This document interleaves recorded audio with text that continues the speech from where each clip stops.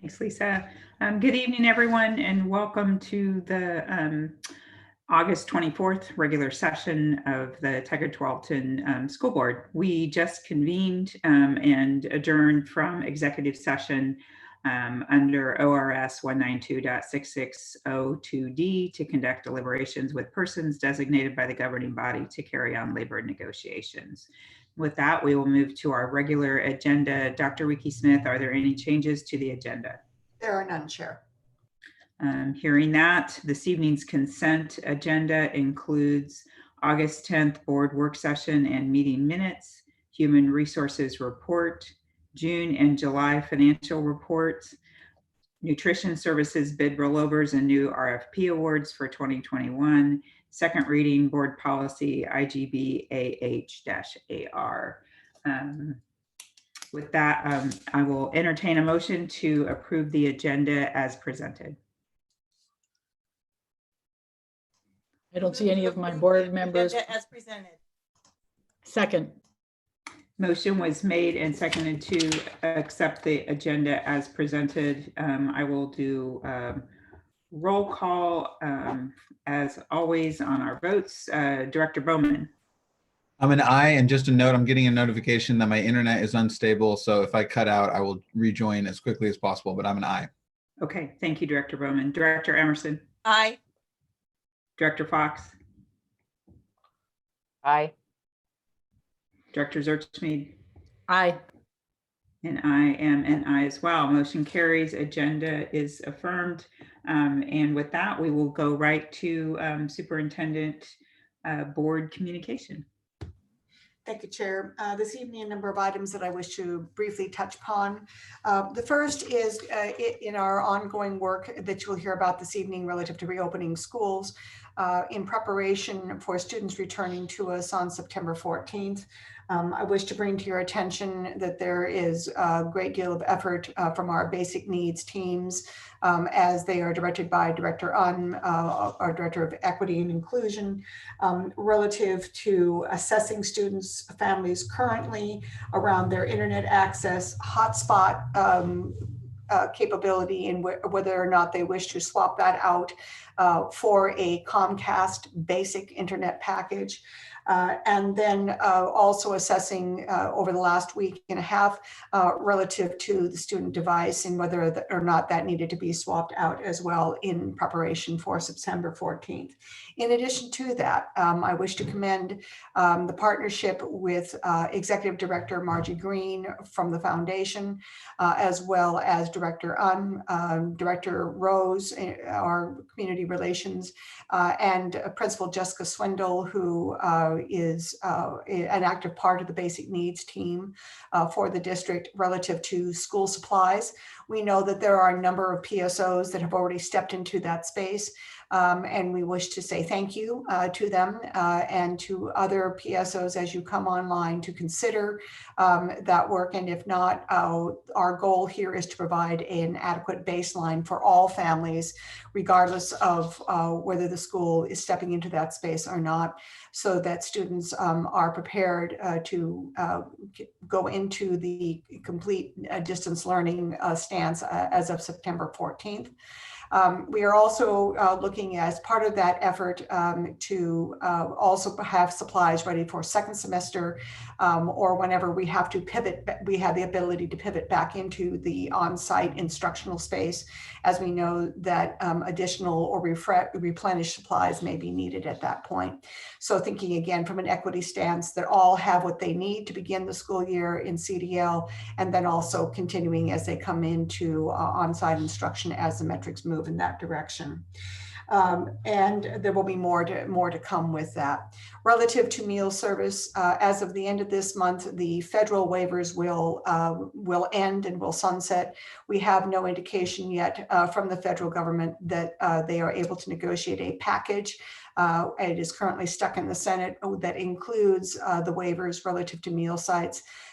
We continue to advocate for that, but there is a meeting this week of Director Moore, myself, and others relative to how we will facilitate meal service and ensure free and reduced lunch applications get out to families so that we have an accurate count of who is in need, and truly encourage all to fill those forms out so that we can identify the need and make certain that we are meeting that need. In addition, I would give you a brief update from today's conversation with Washington County superintendents relative to OSAA activities.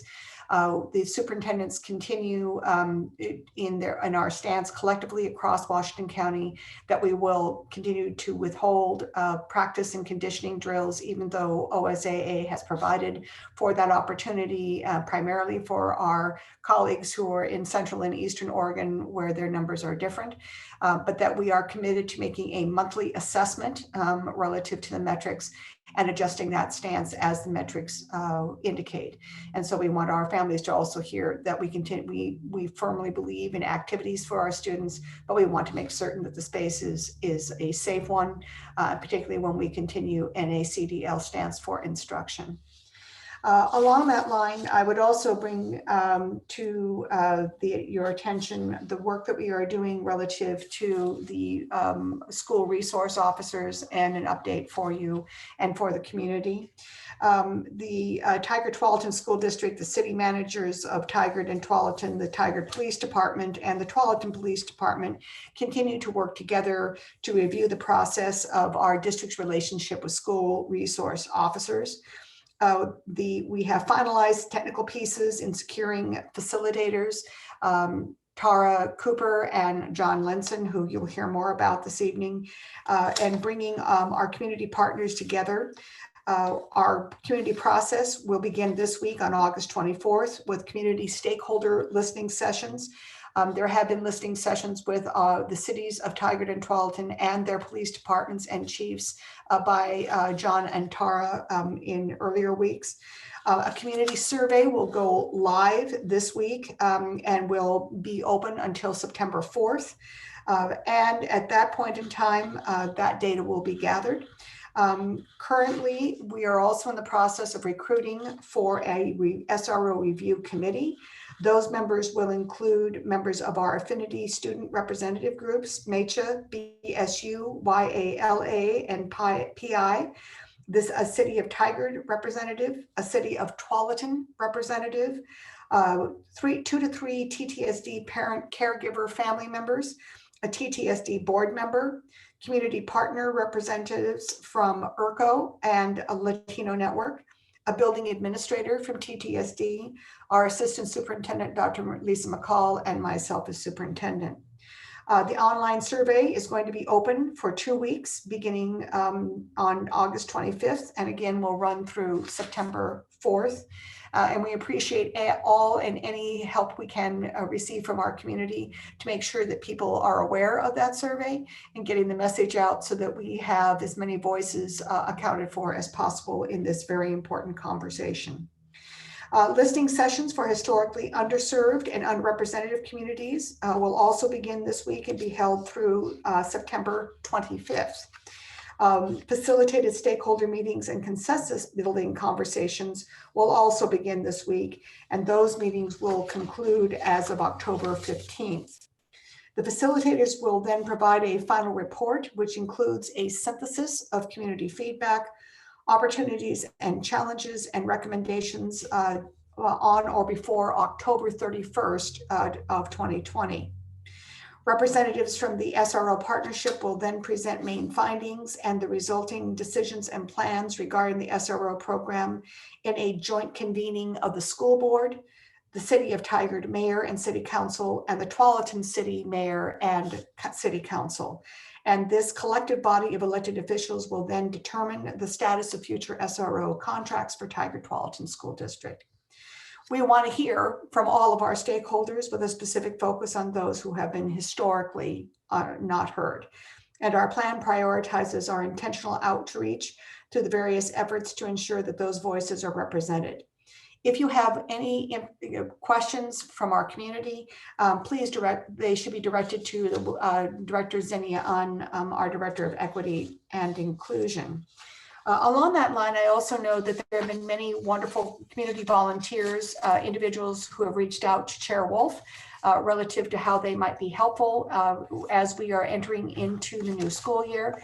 And I would direct any and all volunteers who are interested in supporting our students, either by providing additional online virtual support or in other means of support, to make yourself known directly to Director Rose, Tracy Rose, our Community Relations Director, and she will begin to compile a list that then will be vetted and evaluated and used by our basic needs teams as they wrap themselves around our families, specifically our historically underserved communities.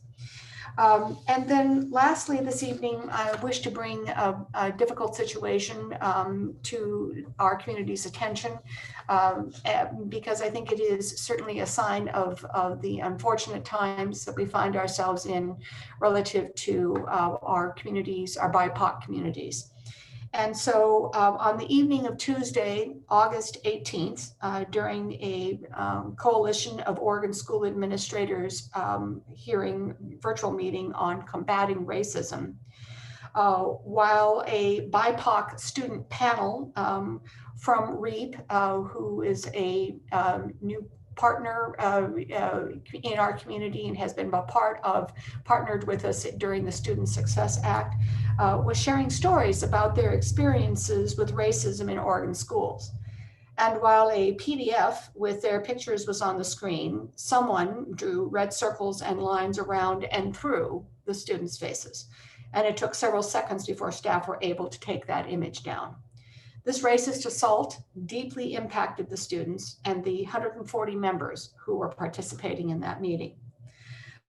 Following that incident, the executive director for COSA, Craig Hawkins, sent an email to superintendents which said, as Mark Jackson, the president of REAP, told us at the beginning of last night's meeting, too much has happened in our world since March for our students to go back to schools that are unchanged in their systems and attitudes regarding race and equity since pre-COVID.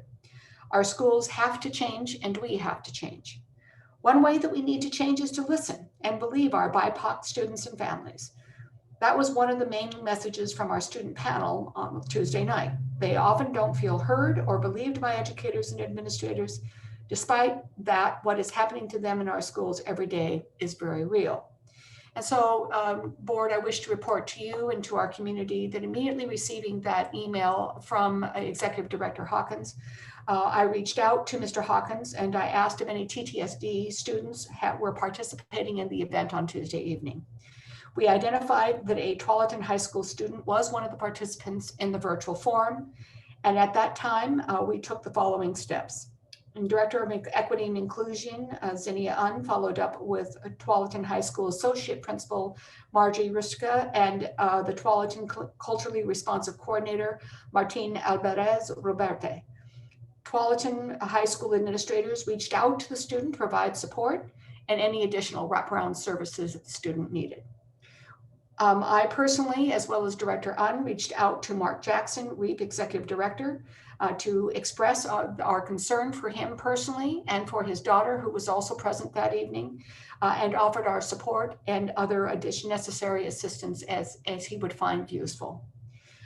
As Executive Director Hawkins noted, in our virtual world, incidences like this can happen all too easily. And they are currently reviewing and examining their safety plans and protocols for distance learning. And we are doing the same and for our virtual meetings, and that COSA will be making those practices easily accessible to other districts so that they can be mindful. And we are going to continue to do our work relative to our own district platforms and methods of communication. I have instructed Director of Technology, Susan Bernard, to gather the information necessary to inform the board and our community about the systems and measures we already have in place, as guided by board policy IIBGA-AR, to best protect our students from this cowardly act of explicit racism, especially at this time when our primary form of delivery instruction is going to be online. And with that, I turn my communication time to the board.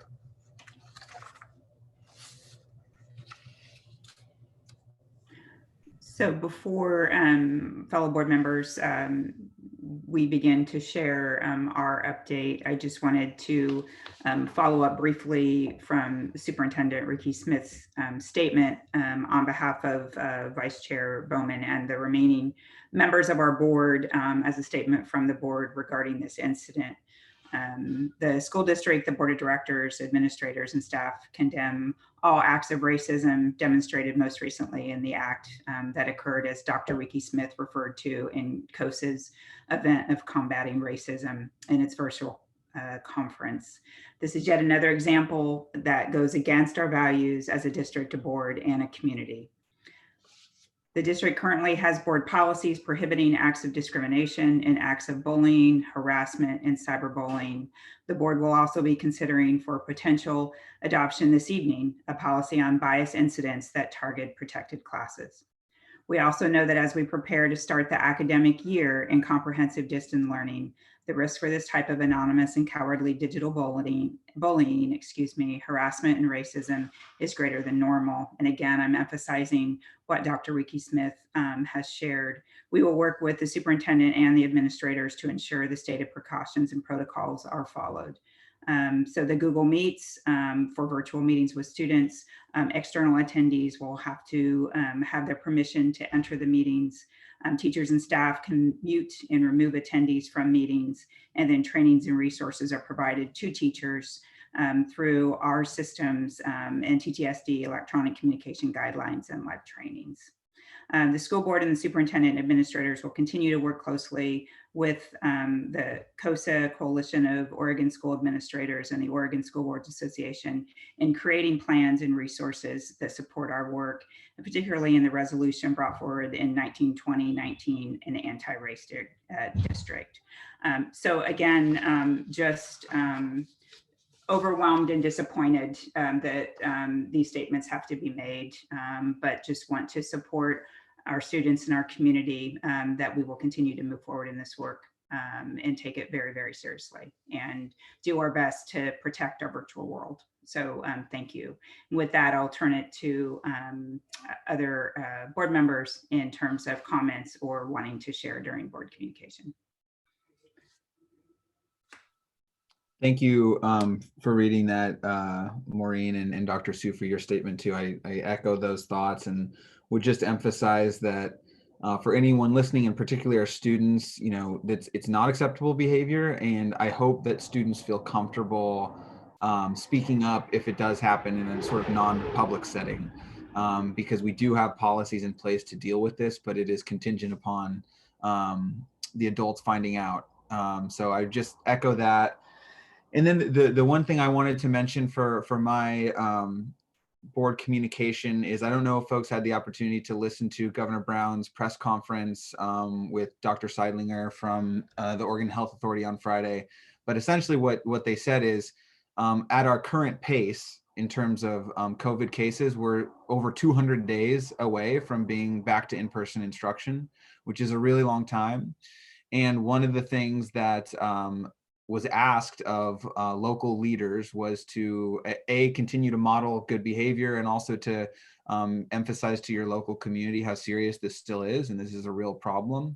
And I go on runs and walks in my neighborhood, and I'm increasingly seeing groups of people and young people and older folks in public parks, not social distancing, not wearing masks, and just can't emphasize enough for whatever influence we have as a board, just to ask folks to take this really seriously. And, you know, our ability to educate students depends on our community cooperating with this guidance. And I don't think we can afford to wait another year without school. So coming from a place of frustration and a place of hope that we can move the dial more quickly by all wearing masks, observing social distancing, and doing the things that need to be done to keep people safe. So that's my board communication.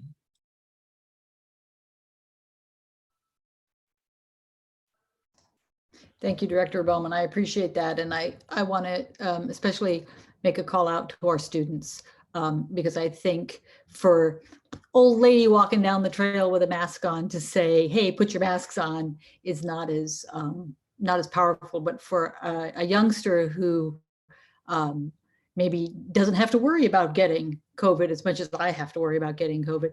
It's a very powerful statement to come from a 16-year-old. So I would encourage you to use your voice for that. And I, for one, would really appreciate it.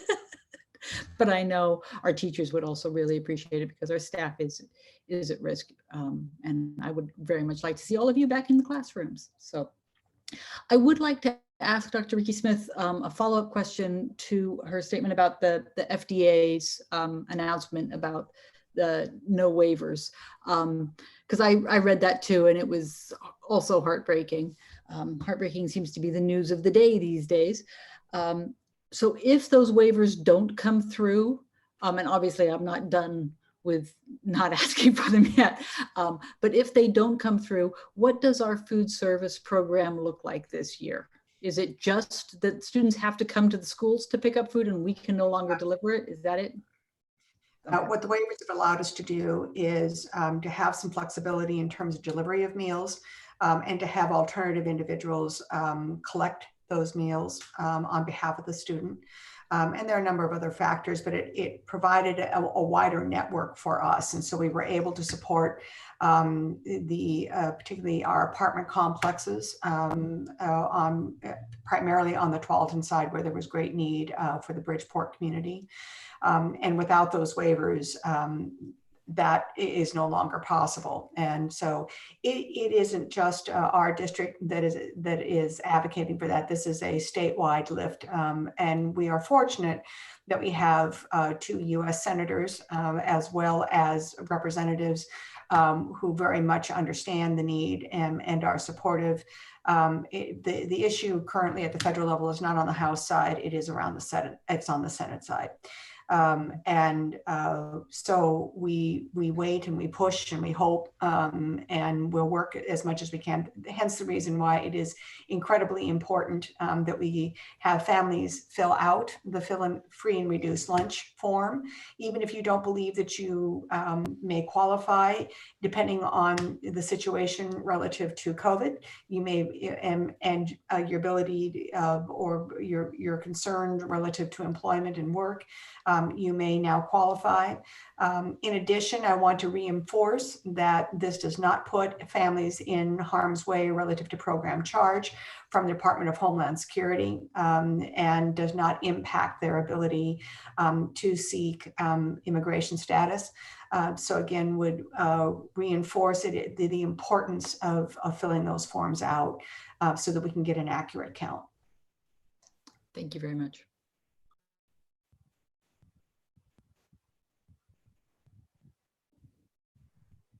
Director Emerson? Yeah.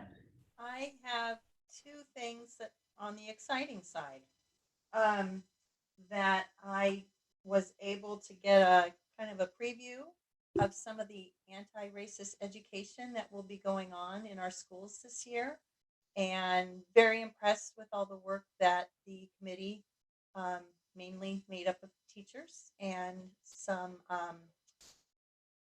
TOSAs, but very exciting work, and I think it's going to be well received and is going to make a difference.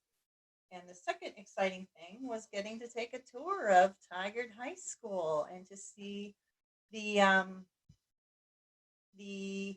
all of the athletic facilities, since that was most of the phase 2, and also the commons with its view out.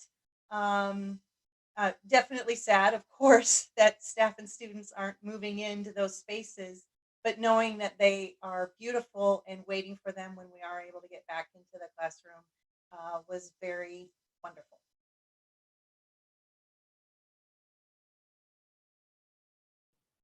Thanks. Oops, didn't mean to do that. Thanks, Director Emerson. Director Fox. I have nothing to share tonight. Okay. And just my additional comment is, I think board members and Rowan and Emily should have on your calendar for Wednesday will be our board development training, and have some really unique opportunities to have conversations with those experienced in implementing, operationalizing anti-racist efforts in schools and in communities and in their work. And that will be the 26th, plus we'll work on our committee assignments and then meet again on the 31st to further conversations with those that have been consulting, as Dr. Ricky Smith said, with the SRO work with the city will facilitate with us our work. From that, we will then start to build our goals for the year, as well as review our operating agreements. But just looking forward to those opportunities, and Cabinet will be joining us for those professional developments. So just a huge shout out to Zinnia and to Tracy Rose for bringing those pieces together and making that happen for us. I think there'll be tremendous learning opportunities. So I wanted to say that. And then Dr. Ricky Smith, when you were talking about the SRO work, you referenced the committee that would be putting together for those that might be interested and have an opportunity to apply to represent a particular position. Would they reach out to you, or Director Unn? Who would they? Director Unn. Perfect. Just wanted to follow up on that piece as well. So I think that is it for communication. Did I get that right? So we will move to public comment. Patty, are there any public comments this evening? No, there's no public comment. Okay, thank you very much. And with that, we'll move to report and discussion. And our first item is Dr. McCall, Ready School Safe Learners, TTSD's operational blueprint 4 through 8, which I think is also focusing on the instruction model. Dr. McCall, thank you. Okay. So good evening, board directors, board and student board members as well. It is my pleasure, along with the cabinet members, to share with you tonight an overview of sections 4 through 8 in our blueprint. Last board meeting, we shared with you sections 1 through 3, and I'm going to ask if Patty can project the slides. And while we're doing that, I just want to say that as we in TTSD are preparing to start the 2020-21 school year, this work has been done, to say the least, as a huge collective effort. And just know that there's not been a time that hardworking members of our school community, which includes our teachers, our administrators, specialists, cabinet has been working on these plans that we have already submitted to the Oregon Department of Education. And so having said that, we're going to start, and I'd like to have Dr. Ricky Smith say a few words.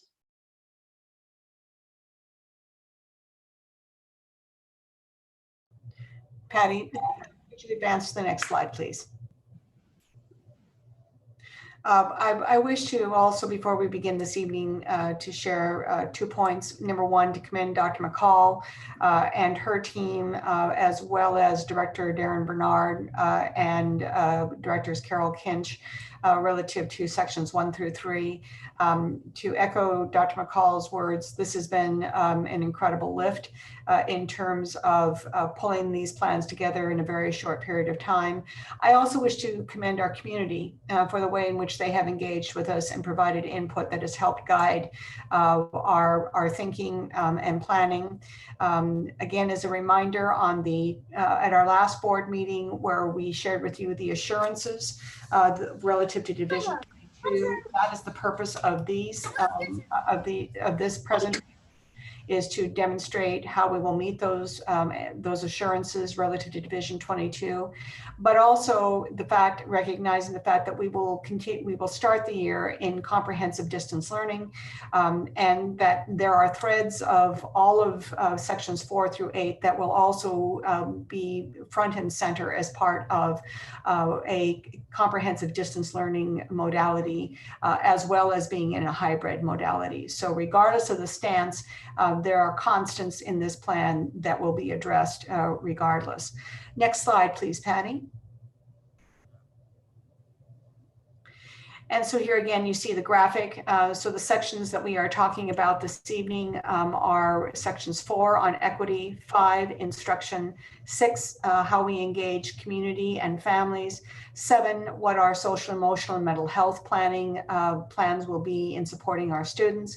And then Debbie will provide, Director Ebert will provide a light touch relative to staffing and personnel, which is still ongoing relative to the 2 models. Patty, next slide, please.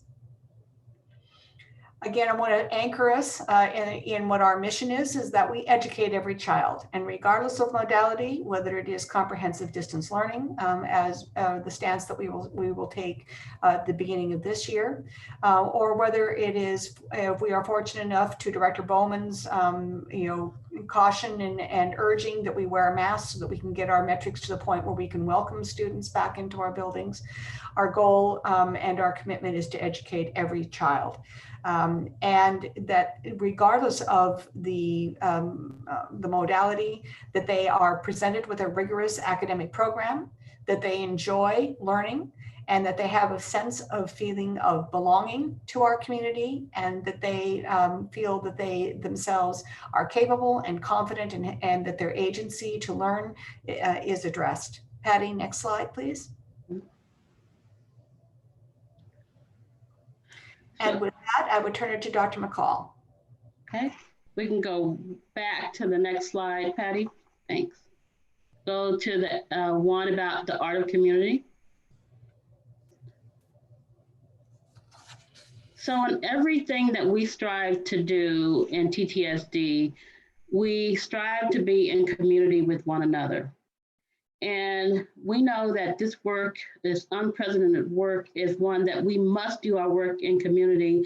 And so we need to give space for the lived experience of all of our stakeholders, especially our students and our families. And we know that community is the foundation of change and sustainability.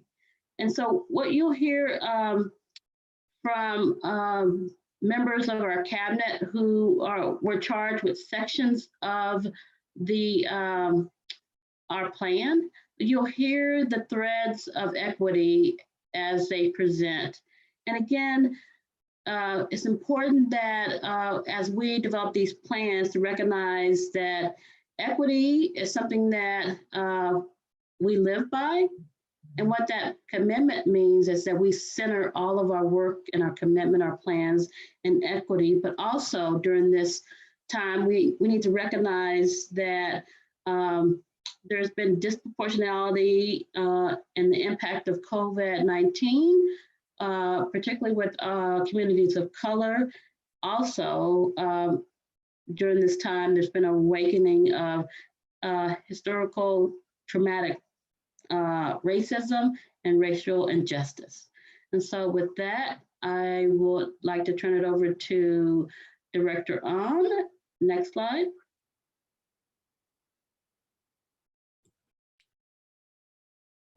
Thank you, Dr. McCall. So a few areas of focus for our commitment with equity. We know, just as Dr. McCall had highlighted, that COVID has been impacting our historically underserved communities disproportionately. And for those of you who were able to participate in some of our family Affinity Connection series, you were able to hear that as a system, we've been using our knowledge and understanding from spring to really guide how we've been connecting with our families, specifically aligned to what their particular needs are and what's relevant to them. We had to postpone some of our family Affinity series to support the work for the levels meetings, but we have dates now, and we'll be putting that up on our district equity website to show when our next events will be. We continue to deepen and strengthen our basic needs teams. As you know, in spring, we were able to celebrate these teams where each school has a basic needs structure. Today, I was able to connect with levels administrators that shared what went well, what we're going to investigate and scale up, and what were some practices that we wanted to stop to ensure that we were meeting the needs of our families and our students. So we are coordinating a system.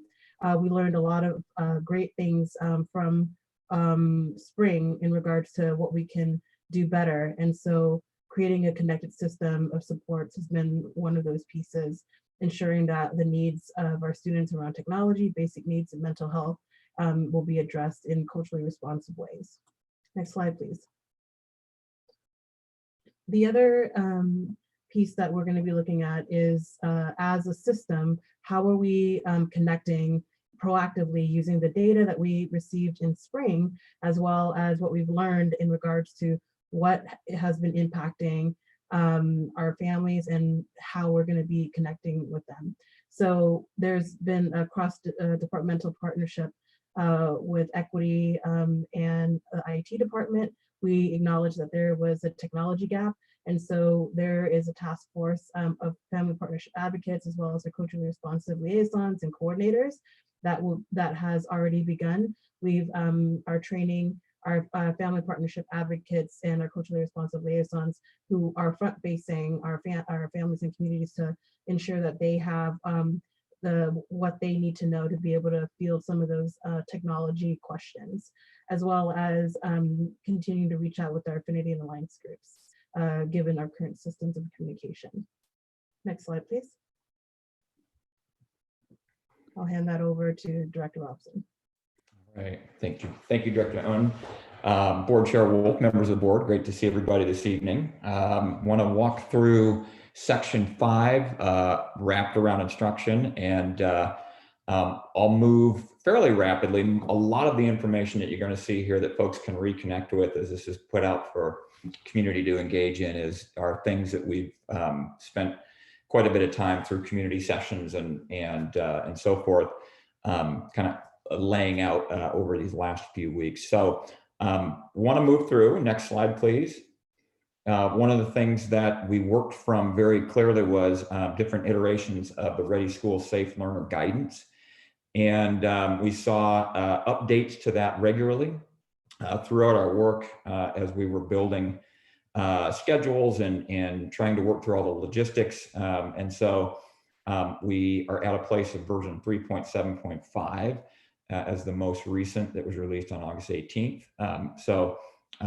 For folks who are looking to stay updated with the most recent guidance, that is the version that we're now currently working from. Next slide, please.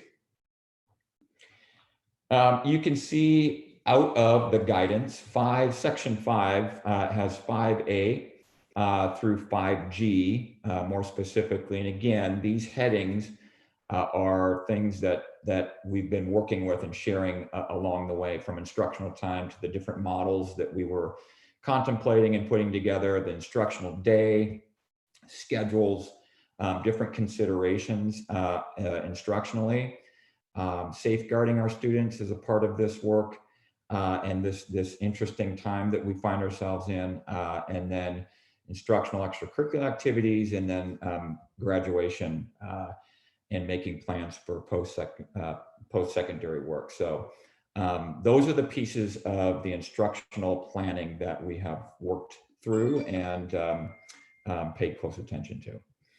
Okay, next slide, please. And so you've seen these before, instructional time. These were per ODE. This is what we were working from, and just notice again, kind of to highlight the K3, 4, 8, 9, 11, and then grade 12.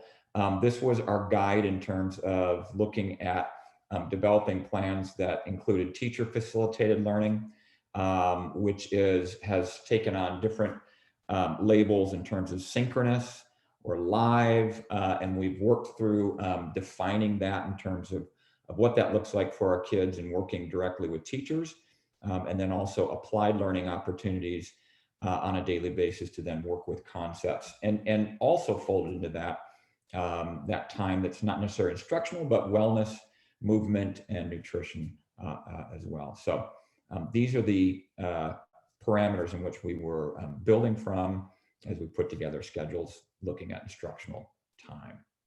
Okay, next slide, please. The models, you've seen this highlighted. This was the work that we presented, which is a link at the bottom of this slide, is the hybrid versus that 100% online model. And we've walked community through that, especially as we were trying to be very clear and as things developed after we listened to community, very much so in terms of developing the nuances between hybrid and then especially 100% online. And that is a link here within this card that shows that table that we've walked folks through.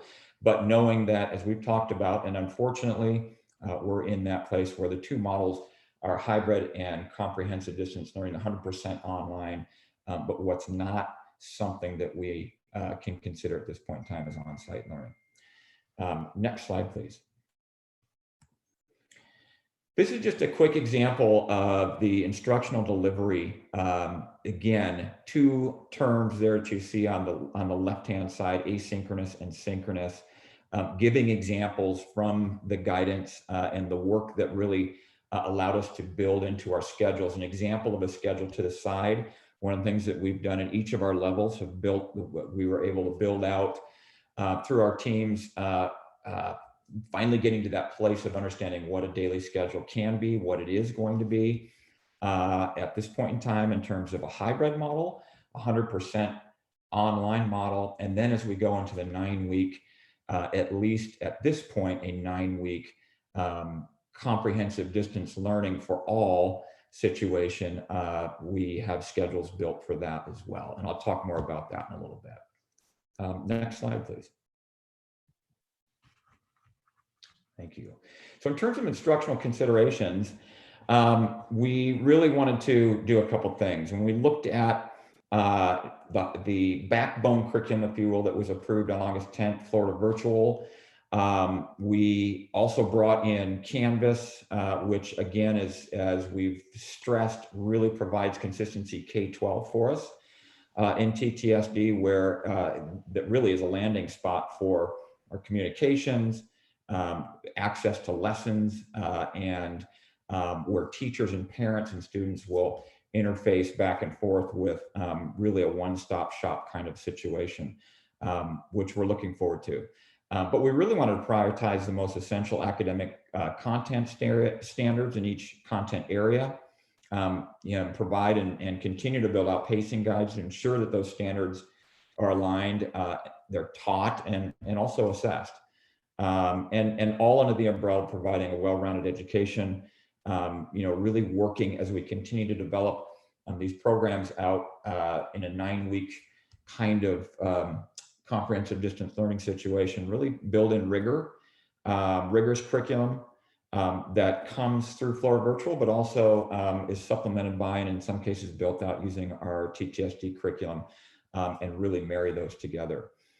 We also want to provide, in terms of instructional considerations, we are building in social emotional learning opportunities for students to engage with their teachers and their peers around, and anti-bias, anti-racist opportunities as well, building cultures within our schools that are absolutely anti-racist and also providing protocols and opportunities for kids to really engage around behaviors and building strong cultures within our schools. So that's another piece to this in terms of our instructional considerations that went into our programming.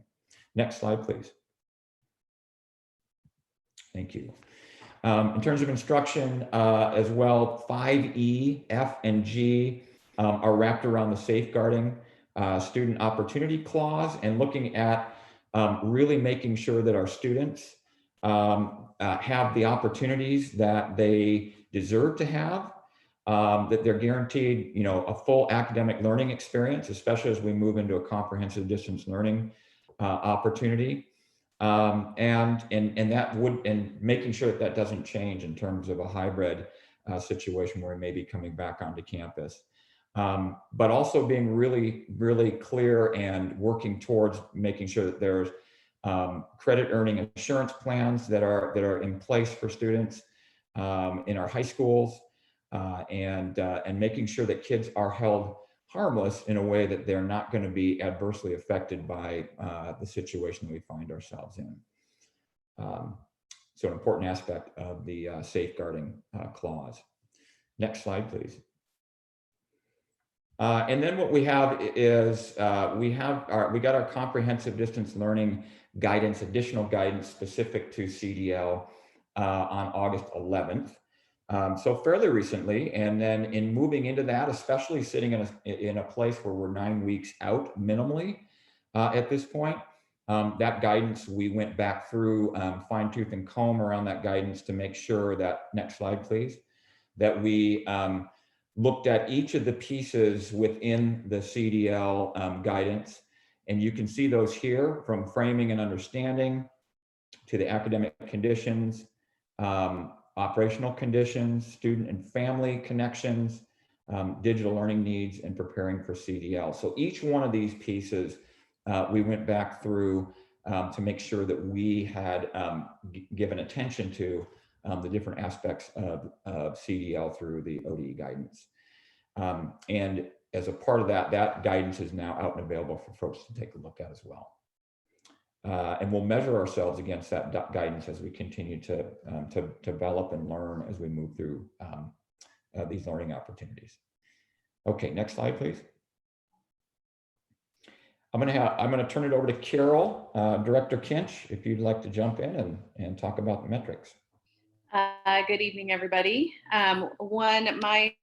My reason for jumping in the teaching and learning section is to talk about limited in-person instruction. So this slide is just to remind us about the different stages that we can allow different groups of students to come in. So right now we're in full remote, and then there will be limited student instruction, and then we move on to that phase where stage 2, where there's 30 cases per 100,000 in 7 days. And that's when we can bring in our K3, special populations, CTE learners, and then eventually we get to hybrid, and then I hope we eventually get to full in-person. So next slide. I know I've been getting a lot of questions about limited in person, and I would think that maybe some of you are getting some questions about that. So in our guidance on August 11th, ODE gave schools a little bit of wiggle room to allow some students to come into school. That is not in place of comprehensive distance learning. Our comprehensive distance learning is what we are doing. It is an additional service that we can provide for students under certain circumstances. So the criteria is that we cannot have any confirmed positive cases in the last 14 days, and that's for the school community, and that includes staff and students. The restrictions are, it can be no longer than 2 hours a day. Students can't be part of more than 2 cohorts. And that includes the bus. So if they ride the bus to school, they can be part of one group of students, and no more than 10 students in a group. There's additional pieces like no more than 250 students in a school during a week. And this is not required of us to provide as a district, and it's not required for families or students to participate in. So in my piece of the world, for students in special education, we cannot require students to come in to get their specially designed instruction, for example. So what we are doing right now is we have a team, student services has a team of people looking at what are the possibilities and what are our needs. Having had such a successful and enjoyable time at ESY, you can imagine that I have some teachers and families that are very eager to have some students come in. But health and safety is our top priority, and we want to make sure that whatever we decide to do, we do it really thoughtfully. We have a clear criteria, and we make sure that we follow all of our protocols. You cannot just have one group of students come in, so we can't say we're going to only have special ed students come in. We can say we need to allow students to come in for evaluation purposes, And then we as a district can say, okay, some of our ELL students need to come in and participate in some evaluation and assessment. Some of our special ed students, maybe we need to do some reading assessments. We can say students who are not able to access our online instruction need to come in for some tutorials or to work on the barriers that they have. Students who don't have strong connectivity at home, we may have come in and access our connectivity in our internet. So we are still in the process of working together. Tomorrow we have a meeting with teaching and learning, student services. Ms. Director Un will be part of that conversation to be really thoughtful about how we want to approach this option of in-person. So we're not rushing to anything. My belief is that we need 14 days of school to be able to assess whether we've had any positive confirmed cases. We need to figure out how we're going to know if we have positive confirmed cases. And then we also need to take a lot of data. So there will be more information to come. This is not something we will start on September 14th. And we are in pretty much the same places as all of our neighboring districts. Next slide. All right, good evening. I, along with Director Un, will be walking you through section 6, family and community engagement. We are going to share with you how we are, and how we are planning to partner and engage and communicate with our key stakeholders, our students, our families, our staff, and our community. Next slide, please. And I'm going to have Director Robson jump in here, please. Yeah, as part of section 6, one of the things that we wanted to be able to do was to work with our Confederation of Tribes out of Grand Ronde and make sure that we shared our blueprint with, in this case, Angela Fasana, the Educational Department Manager of the Confederation of Tribes of Grand Ronde, and had an opportunity, our Title III Director, Tim Blackburn, met with her specifically, and a couple things came out from that conversation that were really important for us in not only making the connection and starting the relationship with Ms. Fasana, but one of the things that was discussed was, in terms of feedback, was that the blueprint was hitting the mark in terms of the work that was being put forward. In thinking about our equity lens and how we were putting together a plan that was inclusive and relevant. And but one of the things was ensuring, and not assuming that kids had internet access. That was for sure something that's an important piece to what Ms. Fasana was emphasizing. Being clear about special education services with all families, so that clarity being extremely important. That's what the community outreach opportunities that we're putting forward are, why they're so vital, to continually come back to our community and make sure that we're very clear in our planning and our delivery, and taking that time for that outreach. And then what also was discussed was forming our partnership for implementing Senate Bill 13, which is the implementation of our tribal history curriculum, and more specific at grades 4 and 8 initially. And so we're going to continue that work and continue that connection as we bring that to kids this year and in the coming years. And with the consultation with the Confederated Tribes of Grand Ronde, there were no elements of the blueprint that really were of concern, but rather positive feedbacks all around. So we have a great connection started, and we'll continue to develop that. Next slide. Thank you, Todd. Before I dive into the next 2 slides, I just want to do a huge shout out and call your attention to the machine behind making all of this happen. In partnership with Director Un, we have now created, and Director Bernard, Susan Bernard, we've created a mean Zoom team that is helping us do all of these meetings, actually working behind the scenes. And then we also have a culturally responsive communications team that is making sure in each and every one of these touch points, each and every communication, each and every meeting, we have a whole team of folks that are making sure that the meetings are translated, that we are ready to meet the specific needs of our audiences. And it's just been an honor to work with all these folks.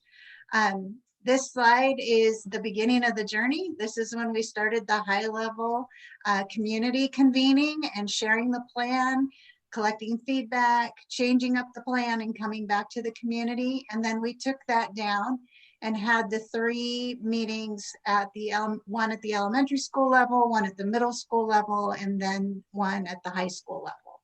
Next slide, please. Following that, we have hit the ground running relative to our elementary school meetings. Upcoming this week, we have a few more. Middle school meetings are happening next week, or actually this week. Oh my gosh, where's August gone? And then the high school meetings are to be determined. They will be scheduled shortly. They have a few other things like putting their schedules together that they're working on, but they are planning soon to have their community meetings as well. We'll have a community meeting also for the WISE program. And we had the Creekside Community High School has already had their community meeting. Next slide, please. Turn that over to Director N.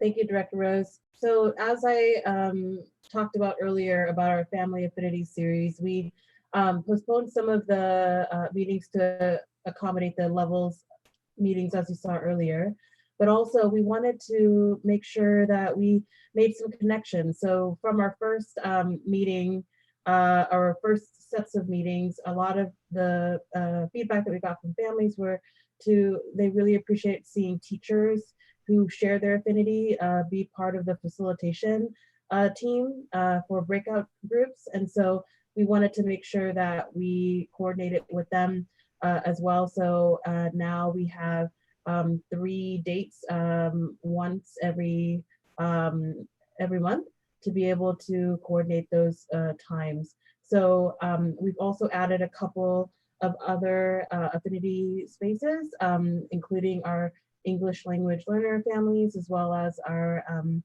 TAG families as well. We are, from our other meeting, we also are starting a new to TTSD family affinity group, as folks wanted to know who they can connect with because of the discussion around isolation and not knowing the community, especially in this time. So be on the lookout for that. It'll be links on our district equity webpage that you can find also at our main communication page. Thank you. Next slide, please. So these are where our families and community can go to get all of the information relative to our planning, where the blueprint is posted at our homepage on the website. There's a return to school site dedicated to all of the information that folks need. The posting of all of our presentations are there for families that maybe missed their elementary school presentation. Frequently asked question list that is constantly updated. You see here an example of the video that was posted to help folks get familiar with our courseware preview. Next slide, please. Also, again, a really good example of how our culturally responsive team has come together. Through social media, we've been able to get our messages out far and wide, Instagram, YouTube, Facebook, and Twitter, in Spanish and English, and all of the deadlines for signing up for the options, the different school meetings, this evening's Zoom meeting to help people get familiar with technology.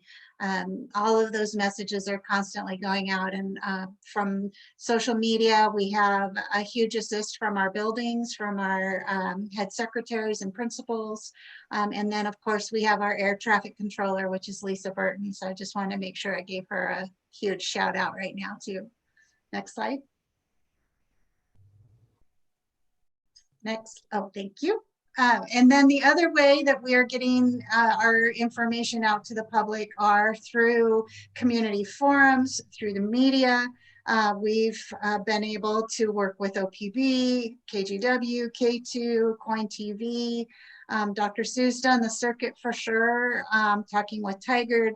She has been on panels with the chamber, with Westside Economic Alliance, in partnership with her partnering school district superintendents, and then also the ongoing communication that we have with our staff, both our administrators and staff-wide, through our Google Meets with our staff. Next slide, please. Over to Carol. Well, good evening again.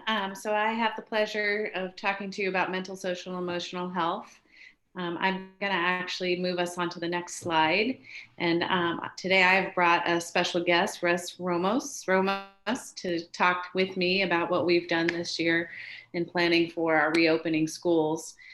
But before we begin, we started with a committee of people, K-12, and then that committee branched off into different areas of our social emotional health plan. And all of us, we started with our values and philosophy and aspirations, and you can see that in the plan that's linked into this, this PowerPoint. But underneath all of it, and I know we've talked about this before, is that when we meet the social emotional needs of our students, then students can grow both socially in their relationships with each other and the relationships with themselves, with their community, and they grow academically. And then especially important in times like this is that when we support and nurture those social emotional skills, students and adults can adapt to change and manage life's challenges just a little bit better. Next slide, please. So we have 4 areas we're going to talk to you about tonight. I will be brief in the areas that I know you know very well and give Russ most of the airtime. PBIS is one of the systems we've been using for a very long time. It is a system, a way we structure what we do in our schools to make sure that our schools are positive and predictable and safe environments. And so the things that you see highlighted here are things that we always do. We always teach and reinforce expectations, as opposed to assuming students know what the expectations are. We always want to be consistent when we respond to errors or mistakes, and we want to use data to inform our decisions. So that didn't change, but what did change is the environment. So instead of being in person, we're doing Google Hangouts. How does one behave in a Google Hangout? And how do we reinforce those behaviors? The example here is, a greeting. Instead of a handshake, we do a wave. So these are things that sometimes we expect children and adults to know, and they don't always. So if we get ahead of the game, we teach it and reinforce it, it's a much more positive experience than trying to correct. So we are adapting that for both online and hybrid. Next slide, please. Most of the bulk of our work, and the very exciting work, is that we really took a lot of what we wanted to do around social emotional learning and just enhanced it. And a couple of the highlights from elementary is that Rory Moore and Lindsay Pratt led a team that combined both social justice and social emotional learning. And that's one of the important themes around our plan, is that we have to align with the work that Director Un is doing with equity. We have to align with the basic needs teams. And so the elementary did some really exciting work around how do we teach social emotional skills, and how do we set the foundation for teaching social justice standards as well. So they have a plan of doing 6-week cycles, and they have standards around self-management to identity. And they really did a nice job working together. I know they did a presentation for a couple of you, and I'm sure they would be willing to share with their presentation again. I want to hand it over to Russ to talk about the work that the secondary group did and their plans. And then if you want to go back, the links in this slide are for the elementary and secondary plans. Russ? Thank you, Carol. Hi, everyone. Thanks for having me tonight. It's nice to be here. We have been hard at work with a team of teachers selected because of their prowess with social and emotional learning and leading groups of kids in sensitive communication and environments at the high school and middle school levels. And that group came together and we really got to thinking about how there is a set of practices that are emerging and in TTSD that are of real interest that all center around the same idea. So we're talking about here restorative practice, social emotional learning, culturally responsive and sustaining practices, as well as some other ones centered on transformational equity practices and protocols and anti-bias work and anti-racism work. So what do these things have in common? According to the group that we worked with, they're all about trying to create a kind of human well-being and connection. And that is first and foremost important in order to allow people to be whole at school and to be able to connect and be a part of something in a way that lets their brains settle down enough through what we understand regarding trauma-informed practices to do their best learning. So the highest leverage action that we could think of where all of these things come together to create room for people to be whole at school and to be in that kind of communication is around the development of a circle practice. And for those of you new to that idea, the big idea there is that, you know, we have to return to our humanity a little bit. We got to get back to a place where we can be vulnerable and open and trusting in our communication and create spaces where kids can do that with us if we ever have a chance to get to a conversation about race that can be transformative or enhance the social and emotional competency of our students. One thing that's especially important when we think about social and emotional learning is that unlike many content areas where we can teach about something and have kids get it, social and emotional learning requires modeling. If we take middle school and high school students and tell them that you should be nice to each other and practice self-reflection and goal setting in these things, or that you should be compassionate in your communication, and then they go out into the hallway and don't experience that the hypocrisy of that is going to really limit their ability to unlock that skill set and competency within themselves. So we have to create an environment across our district where social and emotional competency and care and trust and respect are being practiced. And the best way that we know how to do that is to operationalize and structure that in a way that lets people practice together. And circles allow us to do that. Carol, am I on the mark here? Is there anything else you want me to talk about? No, you want to talk about the plan for our secondary schools? Yeah, great. So our thought here is, you know, how do we get everybody up and running on this? Because our teachers, our staff need it as much as our students. So do our parents. They all need the ability to come together in community and relate to each other in a respectful and caring way. So in order to help our staff create those spaces for kids, we need our building leaders to create those spaces for teachers so that we're simultaneously seeing to the social and emotional well-being of those teachers so they can pass it on down to the students. Our idea is to create a team of circle practitioners that can be coaches in all of our secondary schools, and they would be coordinated at the district level by Alfonso and our new middle school hire, Nick Sidlin, to be able to come together and name some weekly discussion topics and keep track of things and the ongoing development of that circle practice across our schools, and put together a discussion guide that one week would be used with teachers as they talk together in their circle groups, and that they then go and replicate with a group of students that will be solid across the year, so that that same group of students will have a place and a time to come together to talk about things that are important related to all of these issues and their own social and emotional well-being. And those coaches would be available to come out alongside teachers and principals to help them co-facilitate those experiences or reflect with them afterwards. We envision creating some groups of teachers that can be a support network for each other as they talk about how those circle experiences went and how they might be able to grow in their practice. Anything else, Carol? No, that was wonderful. Thanks, Russ. All right. Next Thanks, slide. everyone.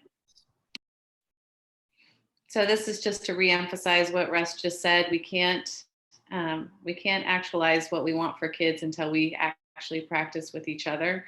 And so we are working on circle work within our district office groups and with our administrators, and then the administrators with our staff. Next slide. And then the final piece that we're continuing to work on, and all of these things we will continue to work on, is when students, we do know some of our students, some of our staff, and some of our families will need extra help. And so we still continue to use our tiered system. We will align and collaborate with Director Un and the basic needs teams and make sure that we have access to resources. The two required pieces from ODE is a crisis response team. So that will be things that we've already had in place, but we'll adapt it to the online environment and work with our community leaders. These are not things that we do alone in silo as a district. We work with our Washington County mental health practitioners, LifeWorks, and we have different other partners. And then make sure our families have access to resources. So we're making a resource guide that will work in tandem with our Washington County resource guide. And then again, we will use a tiered system to identify families and students who need a little extra help. That may be through engagement. One of the ways that we thought about it in person is usually behavior communicates something to us, and now engagement is probably going to be the thing that communicates that something's not working quite right for a family or a student. And then we will respond based on the needs. Next slide. And I'll hand it over to Director Ebert. Thank you, Russ, for joining me. Thank you, Director Kinch and Russ. Good to see you again. All right, so staffing and personnel this evening. Supporting and training our staff is number one for us right now. Of course, we need to get everybody in place. And as we are doing that, we are also thinking critically about how we are going to make sure that staff are trained up for the work that is ahead of them. So putting the structures in place and then getting to the actual training is sneaking up on us. So in terms of staffing, Patty, can you move that to the next slide? So here are just some highlights to share with you this evening. We did finish up our MOU with our license group on 8/18. And so that was a collaborative process together that went back and forth as we answered lots of each other's questions. Really, I think that, you know, the biggest challenge was making sure that we had a common understanding of so many of these new things that we are doing as we recreate how we educate kids.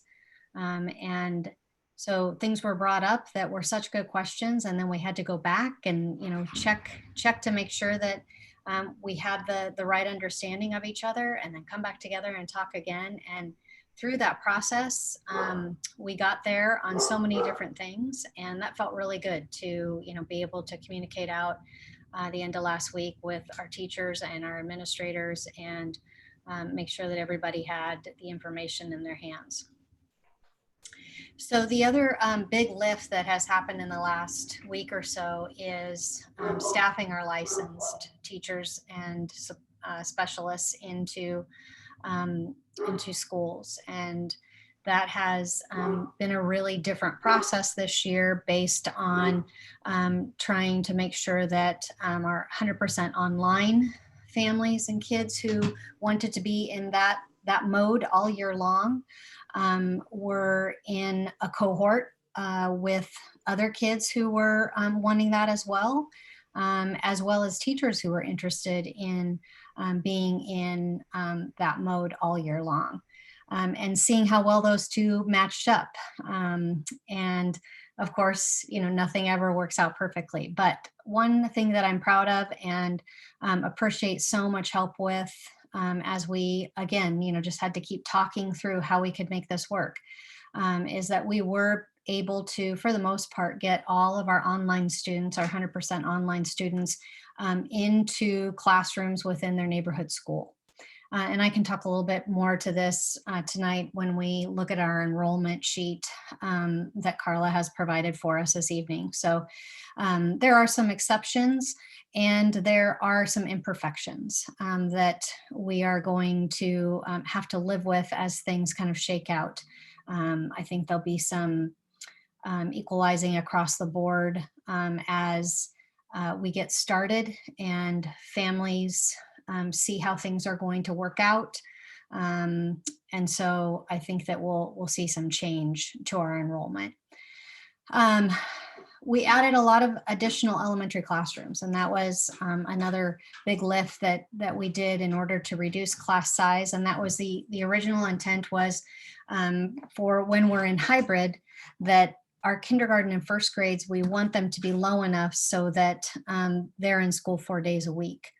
And so we talked about a target of 15 kindergartners and 20 first graders in order to be able to be in the classroom every day and still spread out to meet those requirements of social distancing.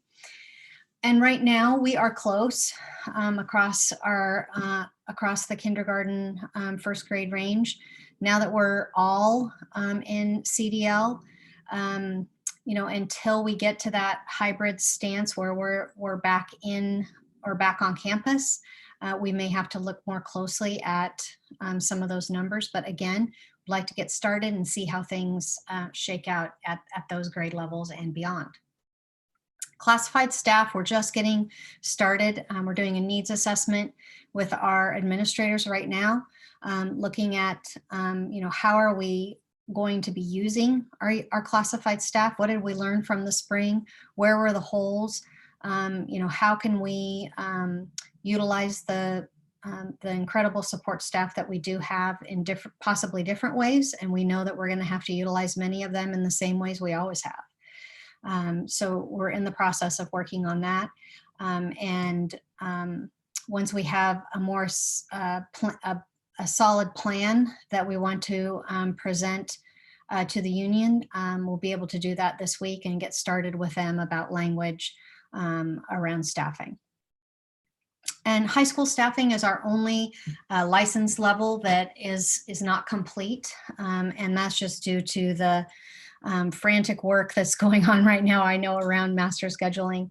But our elementary and middle schools are completely staffed and ready to go. So, and we will be ready to support our high school administrators as soon as that master schedule is done and we can get everybody in place quickly.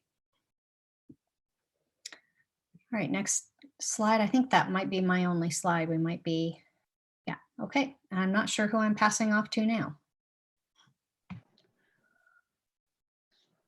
So these are our next steps. As you heard from our cabinet and Principal Ramos, there's been a lot of work going and we have a lot of more work to go.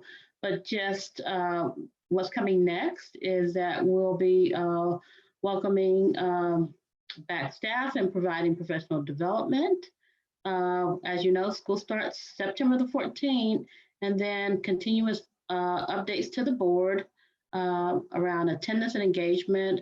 We'll keep you updated on our hybrid and or as updates come along, and of course updates to our equity work around our family affinity group work, SEL, anti-bias, and restorative practices, as well as our curriculum K through 12.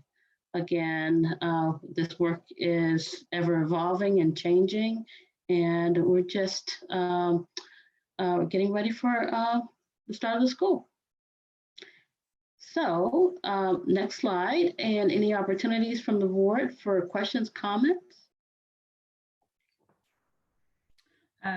I just first want to say thanks, Dr. McCall, and really Russ for joining us and the entire team. Just a tremendous amount of thoughts and process as we prepare for September and having staff fully come back and students, and just really appreciate everything, every level of detail that you're working through. Board members, do you have questions for the team? I have, sorry. I don't know I thought somebody wanted to speak.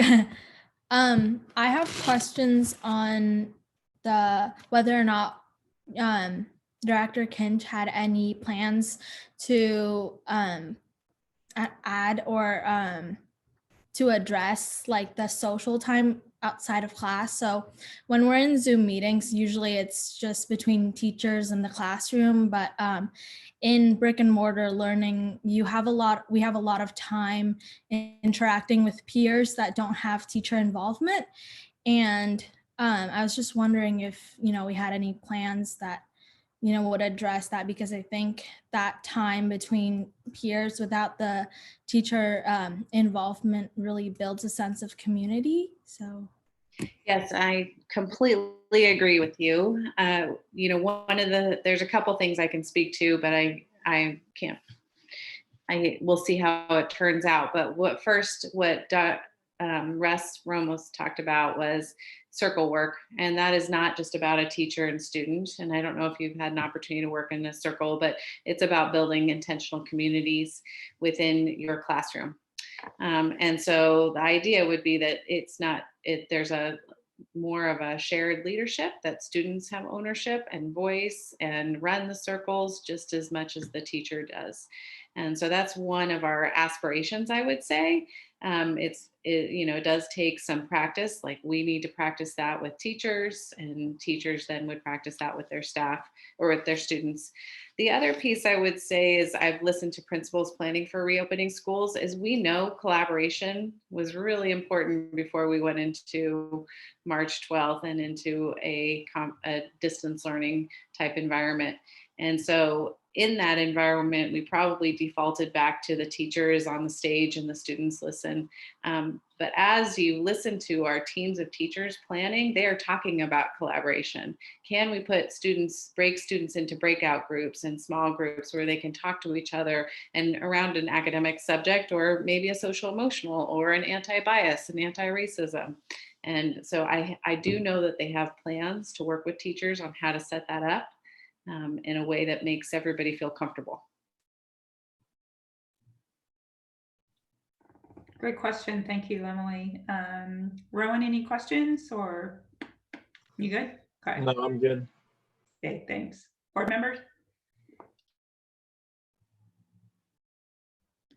I just want to say thank you. The presentation shows the incredible amount of work that you all have been doing. And I never cease to be blown away every time we have a meeting and I find out more stuff that you've been doing. Like, oh my God, when do they sleep?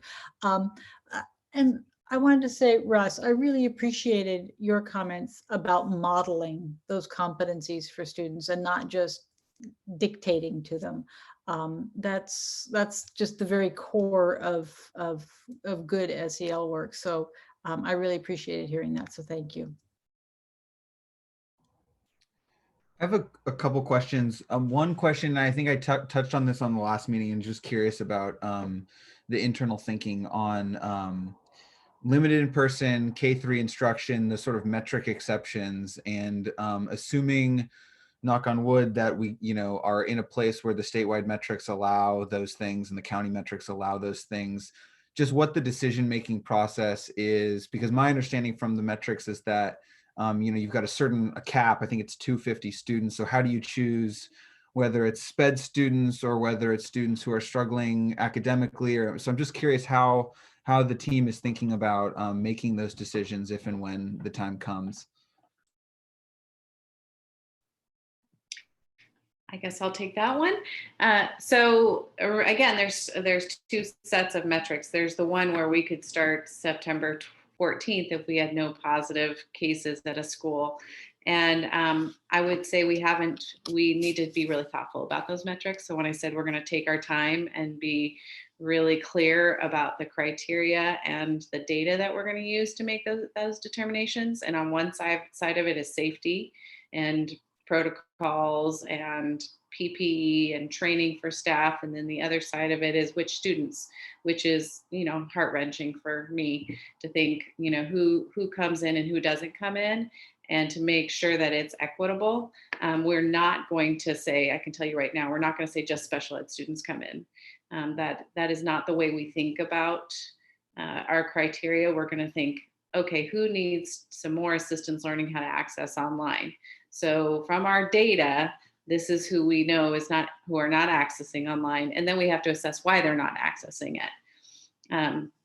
So we will come back to you when we have had more time to work as a collective team. So like my team has met. Tomorrow we'll meet with ELL and Director Un and come up with some clear phases and data and who's working on what before we make any decisions. And to that point, Director Bowman, I think that there's also a great opportunity here to develop a decision-making tree that takes into account the various metrics and data that we have. And what we would tell you today as to who we would bring in, well, certainly that's that monitor, adjust, and pivot. It will be, to Director Kinch's point, driven by data. So where one group may be actually doing quite well, another may come to the fore that requires more assistance. And so that's just the normal course of how we would do our work throughout the year, only complicated, if you will, by multiple sets of metrics. I will also share with you that Washington County superintendents had that conversation today. And so there's also a great deal of interest in terms of developing some consistent metrics in terms of how we choose and think through who comes forward. So again, to Director Kinch's point, we're happy to bring updated thinking and our decision tree models for your information. That would be great. Thank you both for that information and context. The other question that I was wondering about, and I don't exactly know how to ask this, but it's about pods. And I know people are reading about pods in the news, and there's basically this idea that like small groups of families are going to bring their students together and create their own. Some people are called, interestingly, some ideas of pods are like replacing school and they just be in pods, and others are like it's extra to school. It's about tutoring, etc. So I'm curious if folks are hearing anything about that in TTSD. I've heard lots in surrounding communities and some in ours. And then also if there are any ideas, I know some districts have some creative ideas about like, not exactly in-person pods, but trying to connect families together so that there can be like shared smaller group communities. Just curious if we have any thinking on how to deal with the issue of pods and try to make, to the extent that it does occur here, make it as equitable as possible so opportunity gaps aren't expanding in the midst of this. I'll take just the part about, we have heard, like I said, some of families are sharing with us the need for childcare. And with that need for childcare is thinking about creative ways where they can get some of their friends and families, students together so that they can be online at the same time. And so we're also working with other surrounding Washington County schools and looking at what kinds of resources around childcare that we can help, not just with their families, but also with staff. And so Director Darren Bernard, myself, and Dr. Sue, and some of the team from the early learning, we are meeting with providers to assess if there's opportunities for them to expand, as well as surveying staff and around the need for childcare. Also, Dr. Bowman, I would tell you that I have seen a variety. I would tell you that our current intent to enroll in online charters has been driven by this concept of developing pods. And Director Ebert will provide some preliminary information relative to enrollment. I also want to, again, give Director Un an opportunity to weigh in here, because there has been some very intentional work on the equity piece, because that is my biggest concern as families enter into these. That all of our students who need additional support are receiving that. And so I know that this has been a conversation among the principals and the basic need team about how we wrap additional supports, and hence the reason why I made the comment earlier on this evening relative to those who are interested in volunteering. We've had a number of retired teachers who have indicated a willingness to support in either a virtual space or in a live space that we can set the conditions for them to reach out specifically to our most impacted students and historically underserved students. So while the concept itself we are agnostic about, it's the impact equity in terms of equity that concerns us the most, and making certain that all students have the supports that they need. And so Director, on other additional information you want to add to that? Yes, I appreciate the conversation. I think one of the things that I've learned is, I think families are just wanting to make sure that they're taking care of their child in education and so forth. And so what I've learned is when folks bring it up, I ask them, like what their thoughts about it is. And I think when I've connected with a few families, one of them is, just isolation. I think that's where earlier I had talked about, because of that conversation, we actually are partnering with my team, the culturally responsive liaisons, are connecting with some families that we're actually going to be planning some of those virtual family affinity connection opportunities, as well as being able to see if isolation is an area that folks are wondering about. And I think Emily brought that up earlier too, around being able to, relate and have conversations with one another. It's a very isolating time right now. So how do we actually build opportunities for people to connect? And that's that humanistic component that I think, Russ had talked about, as well as Carol Kinch.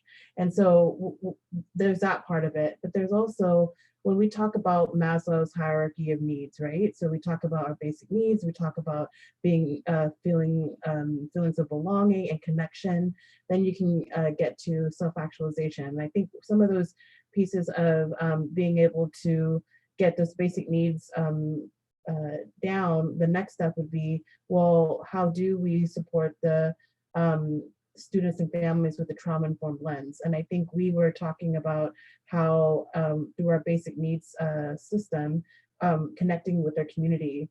At this time, we have an opportunity to bring in community members as a part of this this complex problem solving. And I think, all those pieces are in the works, and we're gonna need each other's help to really work through what works and what doesn't, and get feedback from the community as well.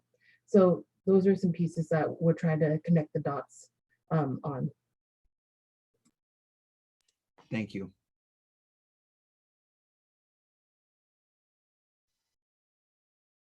I just have a comment, because in the back of my mind, I was thinking about the community members who have, or especially in the spring, expressed, what's the big deal? Just lecture online.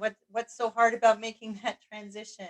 And I'm just going to hope that all those people are watching tonight to understand what the big deal is, because we just heard so many details that have to be thought through and coordinated and planned. And it just, yeah, the amount of work is staggering. So thank you to everybody who's been working so hard all summer to get us to this point, so that we are ready to bring our teachers back and then bring our students back. But yeah, I just really hope they're listening. Well, and to that point, Director Emerson, I do want to share with the board as well. We had robust conversation today in our working group relative to smarter school spending. And the conversation that we'll bring forward to you probably within the next month or so is how we will assess learning online, because we realize that in the national educational policy literature right now, there's a great deal of angst relative to loss of learning nationally.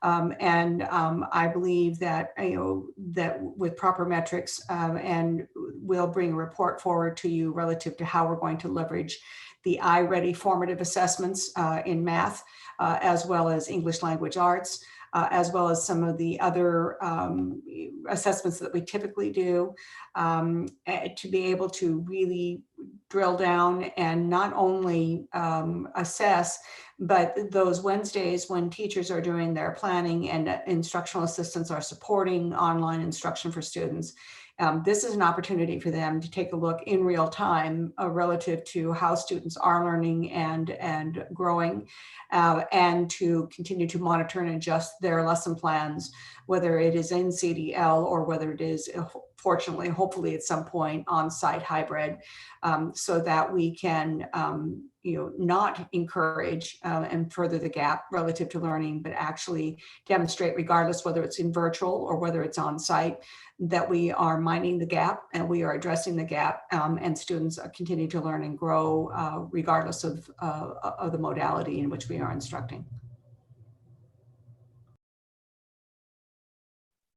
So I just wanted to make a few comments as well, and I just really appreciate Emily's question and Director Bowman's questions. Great conversation. I appreciate Carol and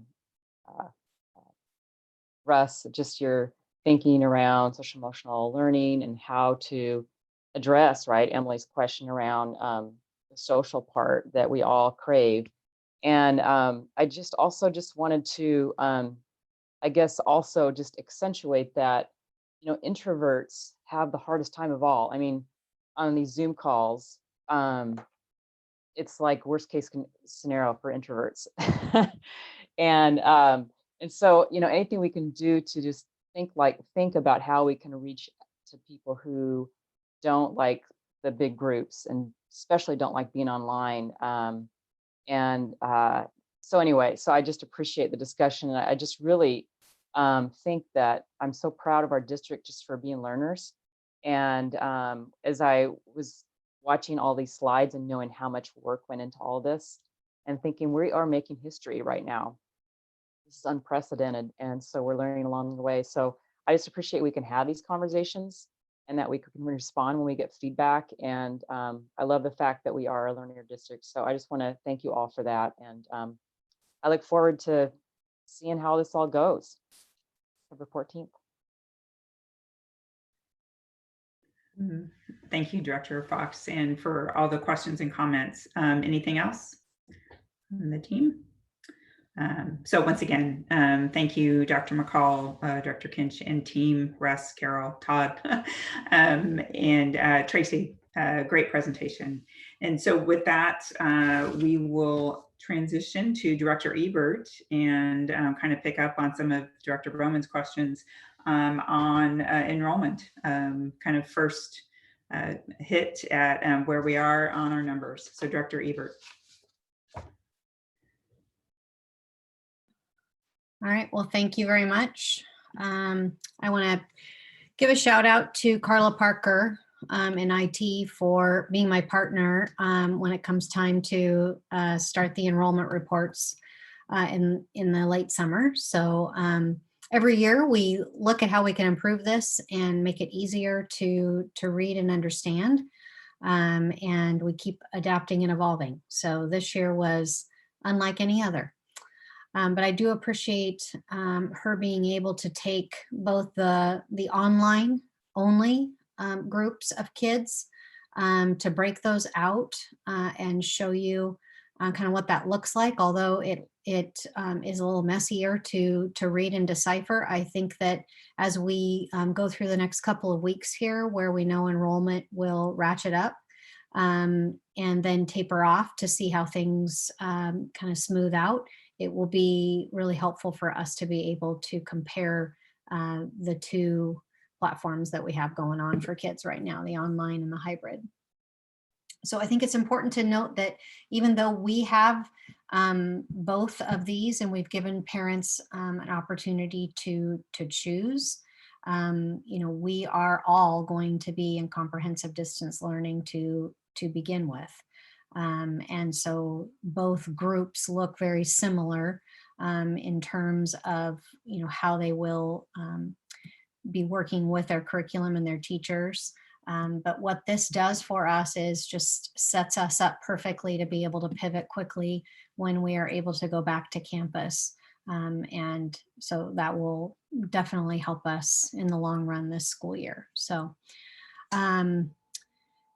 as you can see also with Bridgeport and Metzger, we have, TWE wrapped up in there as well. So we have both regular enrollment, the hybrid, and then the online enrollment. Another thing I want to point out is that when we were able to, once we realized that we were able to probably absorb most kids into their neighborhood school who wanted the online only all year long, then we were also able to look at, oh, sorry, I lost my train of thought, what I was going to say.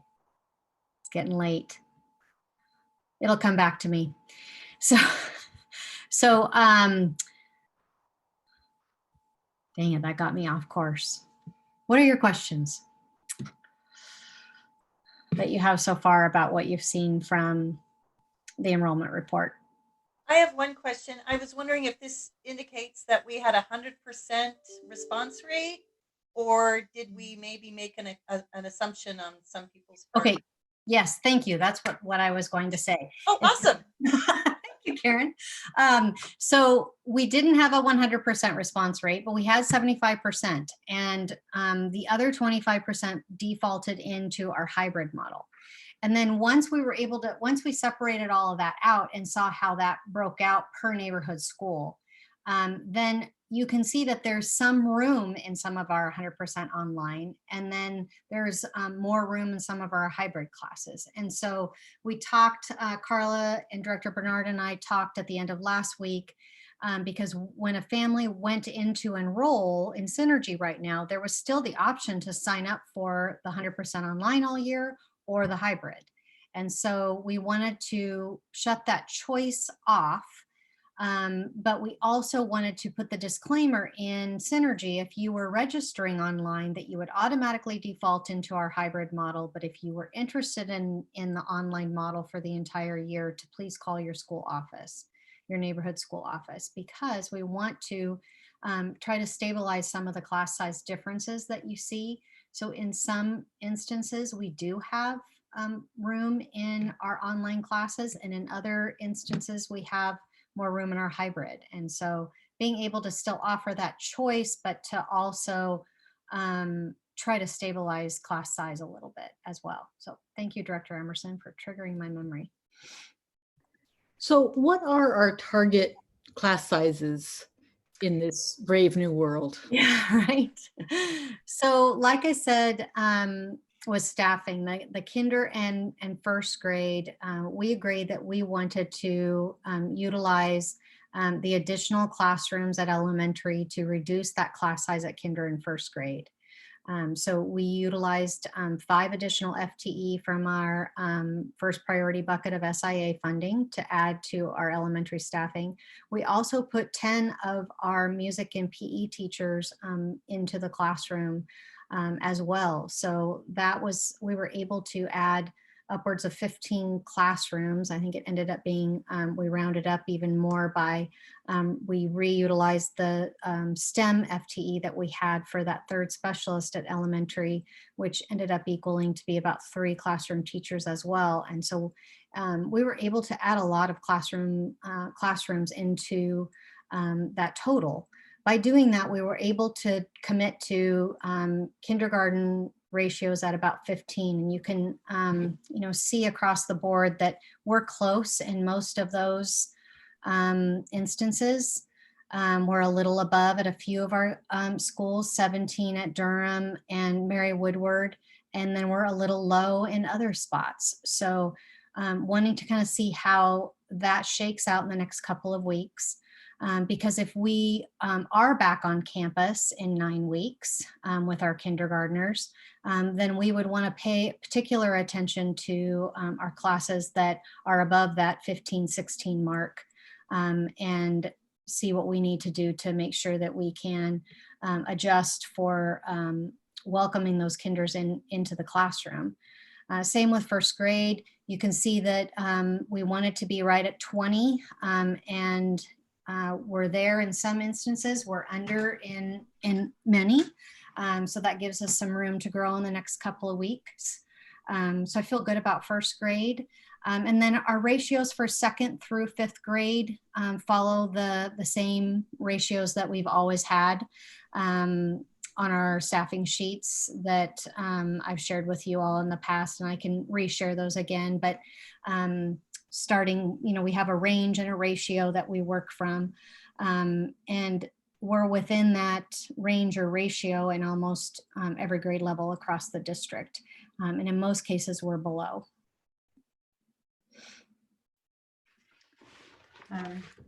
So Debbie, my question was probably maybe a bit more macro, just on overall enrollment. And based on Karen's question about did we have 100% response, and it was actually no, 75 and then defaulted. So my question is, it's compared to the PSU, and I know that's not a perfect number, right? That's a forecast in itself, but our secondary looks pretty tight to forecast, in elementary isn't. So did families communicate that they were choosing an alternative path, or how did we know that they weren't a default, but rather opting a different avenue, if that makes sense? Yeah. And is there something we can learn from that? And I think that kind of goes to Director Bowman's pod question. Mm-hmm. And we do know that we have had multiple families state that they are making different choices, and it's a variety of reasons. And we have some private schools in the area that are starting with students in classrooms, and some of our families are opting to that. We have other families who are registering to homeschool with ESD. We have other families that have gone to a charter route, although I know we have not reached our percentage there. So there are some different reasons. And I've also heard from a couple principals too, that I've just had a lot of move outs. And so that's a trend that we need to think about as well, that especially in the Tualatin area, that we've just had a lot of requests for records. So I don't have any hard data for you there, but these are trends that principals are starting to see in some of our schools. Okay. No, that's helpful. Thank you. I had one follow-up question on class size, but I couldn't find my unmute button in time. Is the class size ratio the same for an online class as it is for an in-person hybrid class? So yeah, good question. So we agreed that for K1, no, we were going to keep that fairly within the range that we have set up. And for our second through fifth grade, that we agreed that the top of the range would be more appropriate. But with everybody starting in CDL right now and not really knowing how long we're going to be there, again, there was a, it felt like we should look to equalizing those class sizes as much as we could, because everybody would be, doing a similar format in CDL. The way we're starting out. So it's that delicate balance of, yes, we know we could go two different paths here in 9 weeks. And we want to be ready for that, but we also want to try to keep people together on this same path as much as we can as we get started.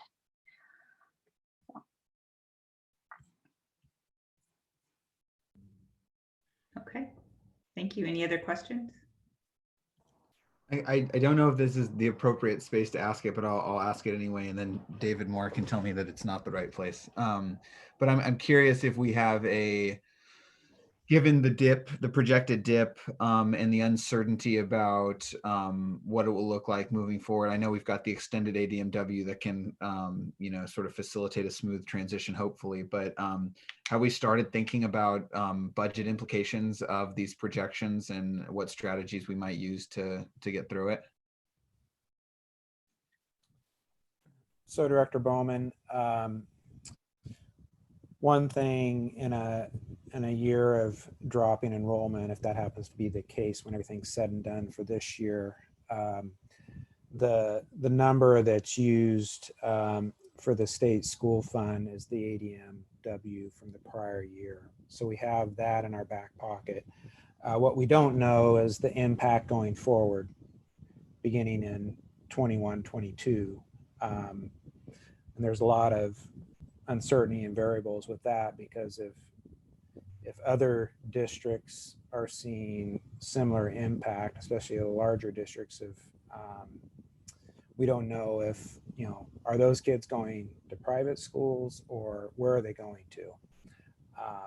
So it could be that, enrollment is flattening statewide. That's one scenario. That would be a better case scenario for us in the future. And then we also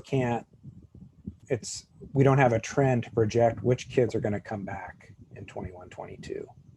So it'll take some outreach and likely surveying on our part of our families at some point over the next several months to gauge where the families and kids went and which ones are coming back. Got it. I didn't even think about that, because you're right. So if the trend of leaving public schools and going to private schools is consistent across the state, then while we'd have fewer, our ADMW would be lower, the amount per ADMW would be higher. So we might actually not see too much of a shift. That's interesting. Okay, thank you. Yep. Okay. Good conversation, Director Ebert. Thank you very much for that update. And I'm certain that those will continue as we get a little closer to the start of school on updates. So look forward to those. So with that, we'll close report and discussion, and we'll move to action items. And the first is second reading, anti-bias board policy. Vice Chair Bowman and Abdi is with us as well. And so welcome, and the floor is yours. All right, so the plan for this action item is I'm going to give some introductory remarks, kind of about process, how we got here, a little bit of personal reflection. Then we'll go into the walking through the policy. We won't go, exactly like we did last time, but I will highlight a couple key things for the board to note and perhaps discuss. And then we'll hand it to Abdi for closing thoughts. And then actually I'll ask Dr. Sue, when is there a moment that you think is preferable to discuss the ARs? Is it after we walk through the policy or before? No, I would say certainly after you've walked through the policy, and then I can do a light touch relative to where we stand with the AR. Perfect. That sounds great. So that's the outline. Okay, so context for how we got here, and Abdi, of course, jump in throughout if there's something to add. So the starting point for this was really several months ago before anything happened. I think folks on the board and in the cabinet remember those initial listening sessions and board discussions. There was a lull where nothing happened for several reasons. And then finally, the board passed a resolution, part of which committed the district to passing a hate speech policy prior to the start of the school year. That's how this process began. The resolution process happened relatively quickly in an attempt to be responsive, not just to the social context, but also to the voices of students who were bravely coming forward and demanding action.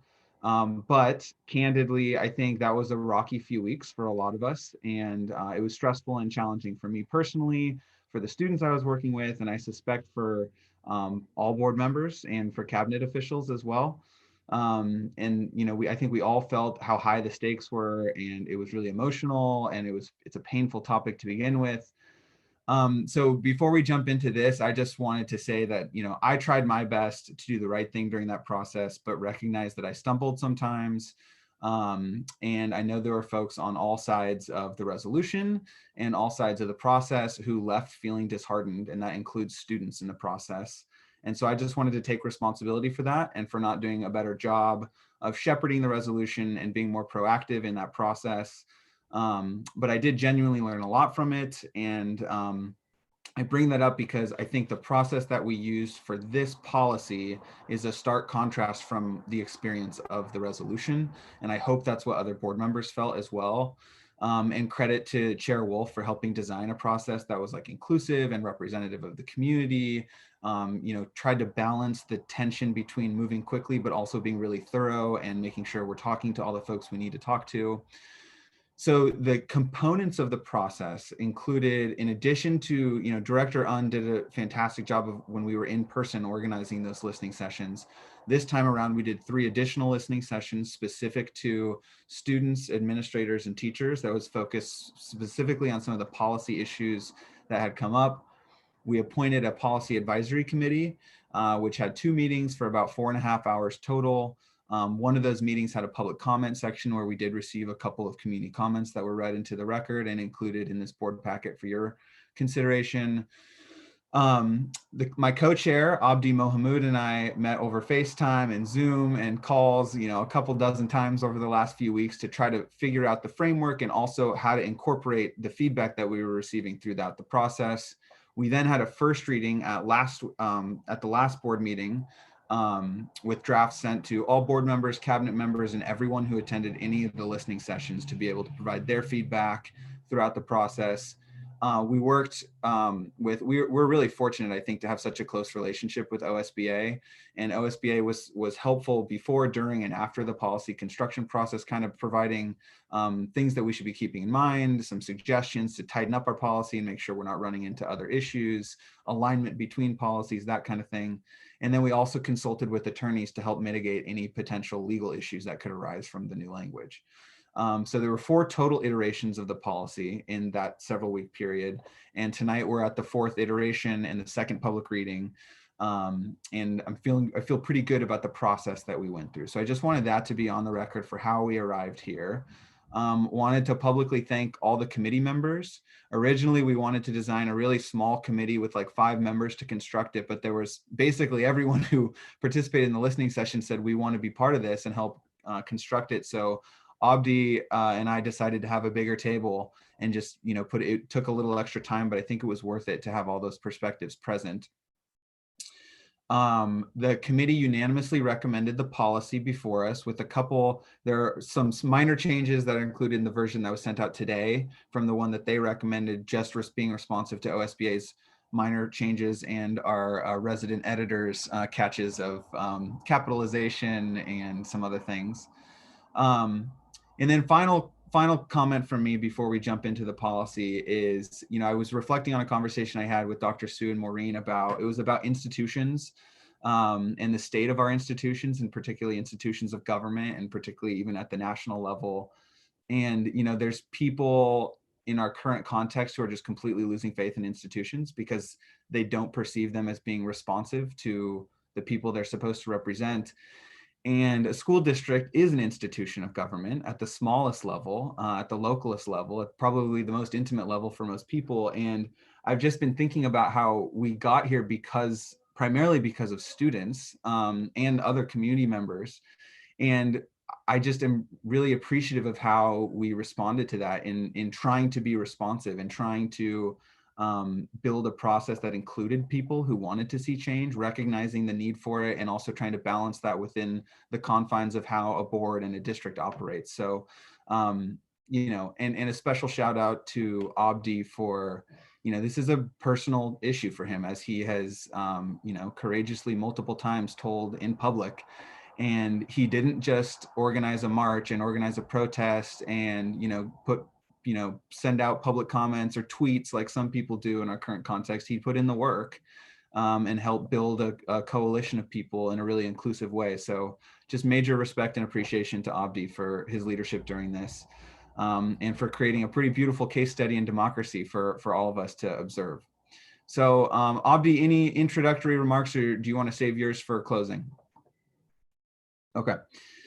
So with that, does it make sense for me I think I'm going to screen share if that's okay with people, just so we can all see. So how do I do this? Okay.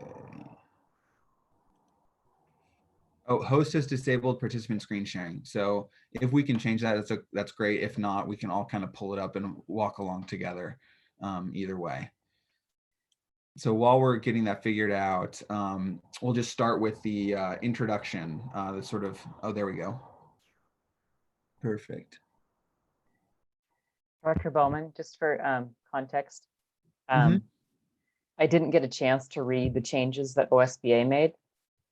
So when you go through, would you mind highlighting them, just so I didn't get a chance to print out and proof it. So that would be really helpful. Thanks. In fact, let me just pull up that email and make sure that I'm not forgetting any.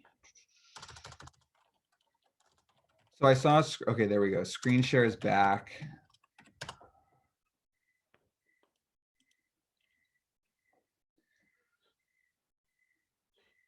So I'm not sure whose screen that is. It is not mine.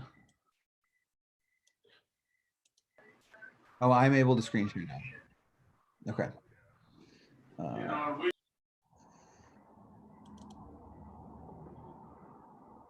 Oh, well, that's not it. I'm sorry.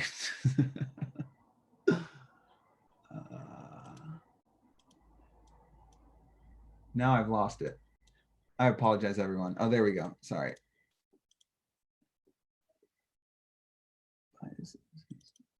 Okay, can everyone see that now? Perfect. Okay. Okay, so the introduction.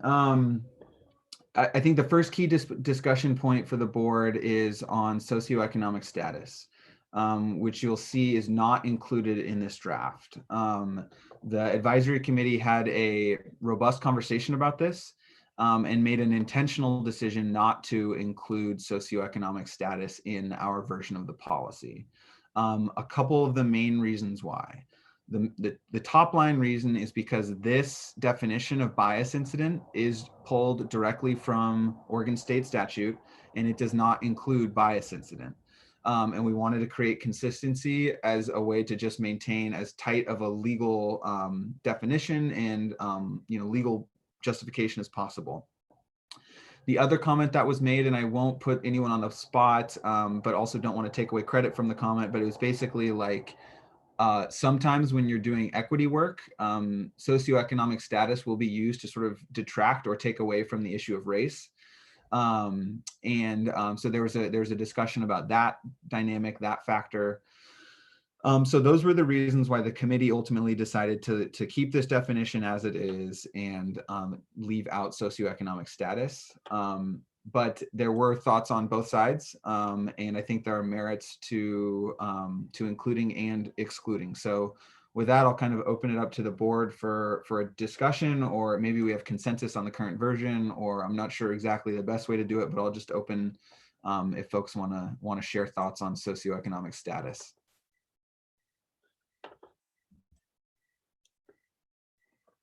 Director Bowman, I'm good.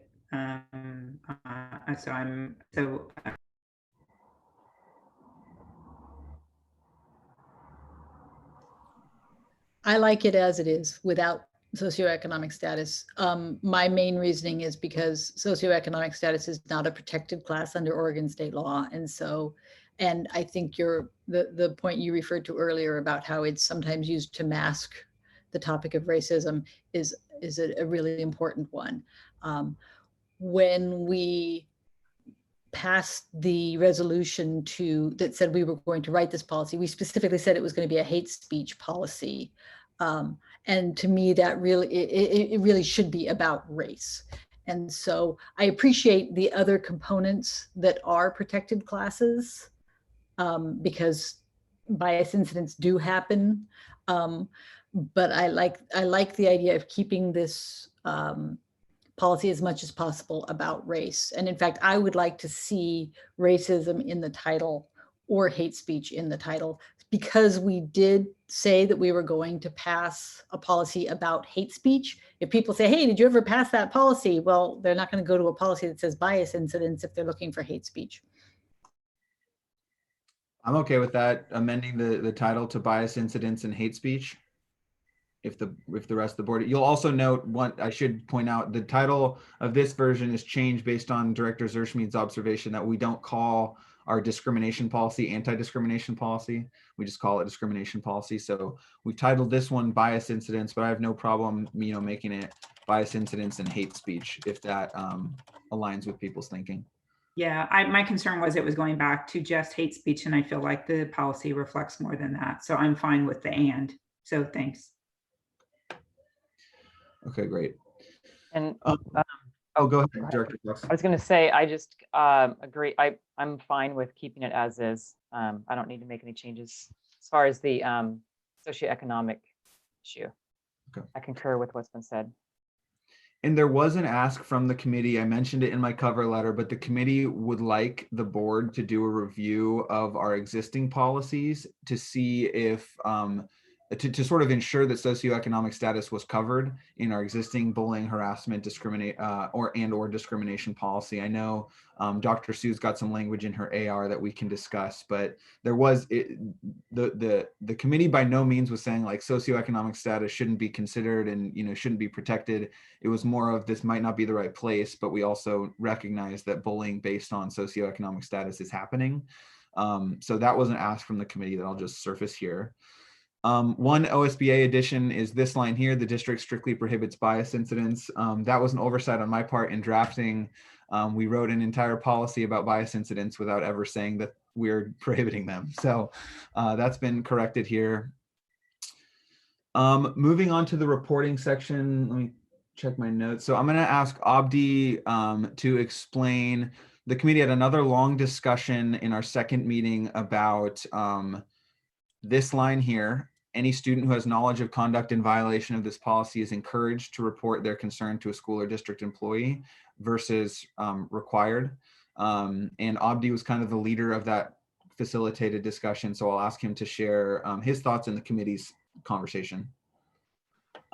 So yeah, we thought that we wanted to stay with like it's encouraged to report their concerns instead of saying that it's required, because one thing that we do have to understand is we are dealing with high school students, and oftentimes when you say things are required, that they still probably most likely won't do it. And the idea of it being required makes it like known that they already know what the bad things they're hearing are, and how those things how those things affect their peers. And I really think it's really difficult to have it required before we've actually educated them in any component, if you understand what I'm trying to say. So that's why I wanted to keep it with encourage instead of required, because we feel like we can't just we have to move through this a slow process. We have to educate them, and then later on in the future we could say they're required, as well as teachers are mandatory reporters for some things that students aren't mandatory reporters for. So that's another reason behind it as well.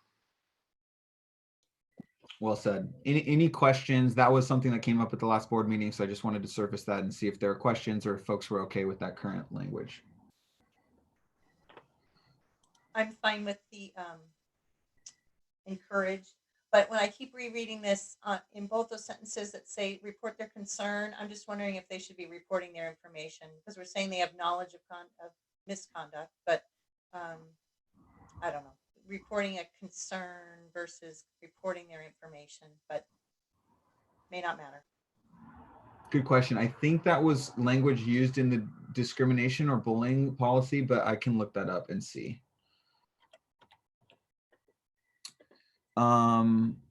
Okay. I actually wanted to comment on the reporting anonymously part, because I was a little concerned when I read the public comment during the policy subcommittee meeting that members of the community thought that we were arguing that reports could not be made anonymously and then followed up on. And that was not the case at all, at least not for me. And I don't think I heard any other board member say that an anonymous report would not be taken and treated seriously. What we were saying was that if you make your report anonymously, we're not going to be able to close the loop with you because we're not going to know who you are. And So I just wanted to make sure that members of the community understood the distinction there, that it's never been my intention, at least, and I'm pretty sure I can speak for the rest of the board in this, it's never been our intention to not allow an anonymous report. Yes, good flag. That was on my list as well. And we did clarify that at the meeting. All reports, even anonymous reports, would absolutely be investigated. And following our board discussion, we had a discussion on that anonymous reporting piece. And the preference of the committee was to keep anonymous reporting and also not add any language that would sort of preclude an anonymous reporter from eventually accessing the same rights that are given to other reporters. So basically, if someone who anonymous reports comes forward several months later and says, hey, I was the one who filed that complaint back in January, we would want them to still have access to the rights that are delineated here for the other reporters. So that was the thinking there on anonymous reporting. Funny. I have a comment. Oh, sorry, Director Bergman. I was just saying, it's funny, that's the exact conversation that Dr. Riki Smith and I had this afternoon about the AR. Perfect. The only other thing I wanted to ask is when a student does report anonymously, I don't know if this is covered in the education or whatnot, but how much harder it is to do an investigation and when it's anonymous versus not. I don't know if that's, maybe somebody who does these could inform me of how much harder that is. But it's just a knowledge thing, because I think if I were a student, I'd default to anonymous, right? Because it's easier.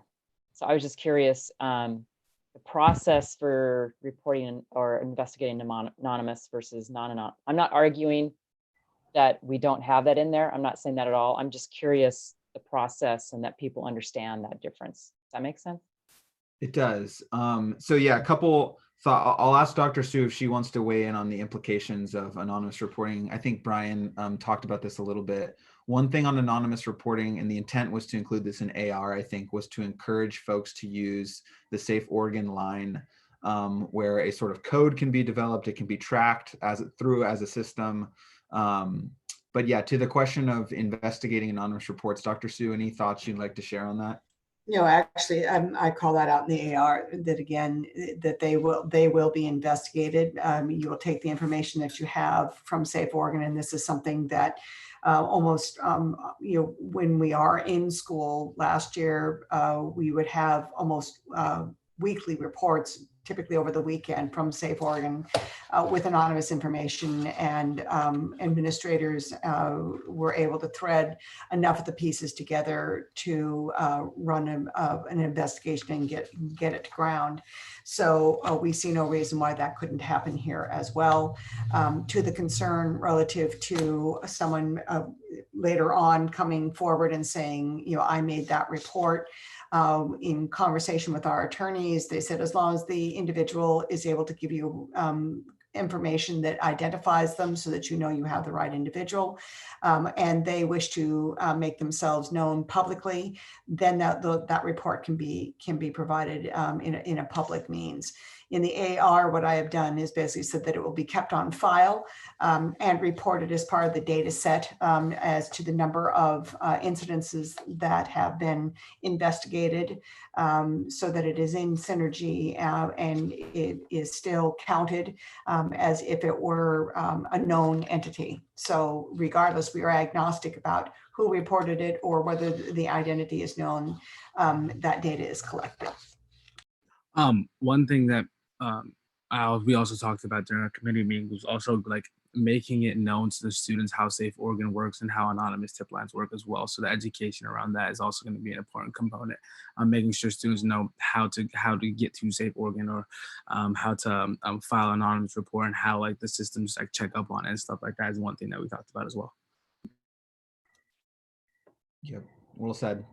So another OSBA flag, this line was added at the recommendation of OSBA, which basically had what Spencer was basically saying is, if a complaint for some reason also happens to fall under Title IX, for example, you want the policy to be really clear that process still has to be followed.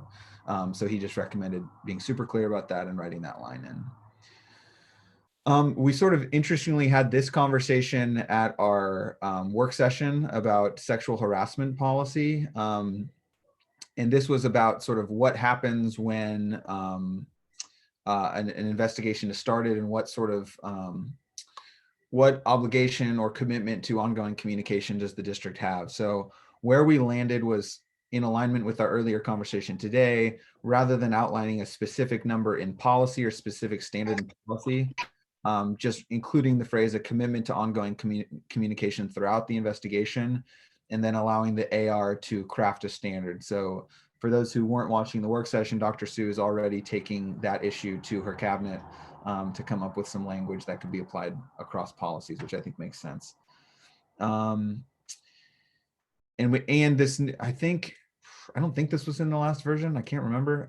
But Jacob DeGraw, one of our board members, kind of took the lead on this issue of retaliation, which we include in other policies, but didn't have in our initial draft, to just ensure that when people are bringing forth a complaint in good faith, even if the findings are that it wasn't really a bias incident, that student shouldn't be punished or harassed in any way for trying to do the right thing. Any questions, comments on reporting section? I have a question. Sure. So I noticed in the first sentence of in the reporting paragraph, the first paragraph, we've added bias incident or other inappropriate conduct based on race, which wasn't in the previous version. I just wanted to understand the discussion that went into that, because we defined it pretty clearly on the paragraph, bias incident. So I just wanted to understand the committee's thinking around that new language. Yeah, so my recollection is the language was a little different, but this was included. It just had stuff before it. So in the initial version, and I think Jill, maybe you remember this, but I think the initial version said bias incident, discrimination, harassment, etc. It sort of pointed to these other things that were bigger. And so the idea was, if we have a current policy that covers those higher threshold issues, we pull them out. And this phrase, I think, was a remainder from that initial version that didn't meet the higher threshold. And so folks want to keep it in, but I think that's just my recollection. Okay, so the idea is that we just, anything inappropriate, we want them to report, and then we can figure out where it goes, right? Is that what we're kind of saying? Whether it's anti-bias, bullying, or what have you. Is that what I'm understanding? Yeah. I think that's right. I think that's right. Yeah.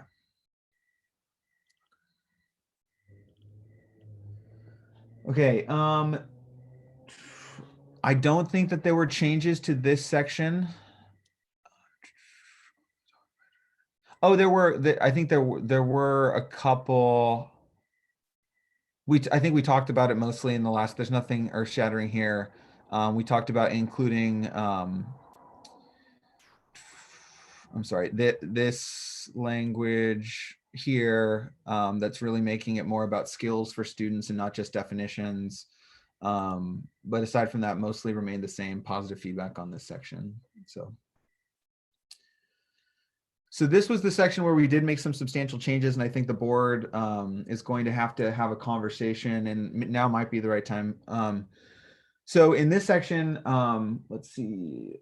So we removed the committee from this section of policy. That was Jill's recommendation, which I think the committee largely agreed with. It makes more sense for it to be a standalone policy. There's a strong desire for a committee to exist. There's a strong desire for the committee to include some level of oversight and engagement with the ISH plans, but there also seems to be opportunities to weave this committee into a broader scope of work that the district's already doing. And so the thought here was, we don't think it's ready for us to adopt now. We think we need to have more conversation and more engagement with cabinet about what that might look like. But we do want this provision to take place immediately, so we can get started on these ISH plans. And there was a desire, including from what was it? Oh, there was a desire to include some mechanism for engagement with the ISH plans in lieu of a formal committee. So the question that I think we have for the board is, there's two sort of options here. One is we move relatively quickly, a similar policy development process on creating the committee and give it a specific set of charges in policy, or the board chair could create a temporary advisory committee, much like this one, that could play some level of oversight and engagement in the EASH plans. And that's the sort of choice in front of us. And I'm sort of agnostic. I think it just depends on how long we think it'll take to craft a policy on a broader equity committee. Does that make sense what I just said? I feel like I'm not making a ton of sense. But the committee's out of this version. We need a committee. What do we do until there's a committee? So my recommendation is that the same policy group works on the policy for the committee. My understanding of policy is that we don't have to have the policy in order to have the committee. Once we have the policy, we must have the committee. And so I think we can start the committee work and get the policy as we're getting the policy refined and into place. We just have to, make sure that we're sort of doing it as we're going to be writing, that it's going to be. So Jill, can I get clarification on that? So when, so there's the committee that has been working with Abdi and Ben to create this policy, right? Right. The oversight, it would be positions or, in probably a more specified prescriptive group.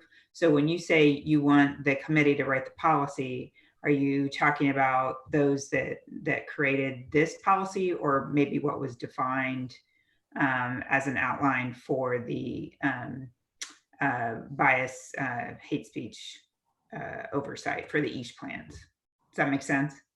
Because they wouldn't necessarily be the same. No, I realize they're not the same, but I think that the people who have done the work, the committee that has done the work writing this policy understands the function that we want the EASH Oversight Committee to do. And so it would not be a huge lift it doesn't have to be the entire committee. It could be a subset of them, I suppose, but it wouldn't be as huge a lift for them to move to that next step of, okay, here's what the committee is going to look like. I mean, they've got the language in that they pulled out of this policy to start with. Rather than initiate an entire new committee to write that policy, I think that would take more time and would be duplicating efforts and duplicating conversations that have already taken place on that policy committee. Okay. I should say.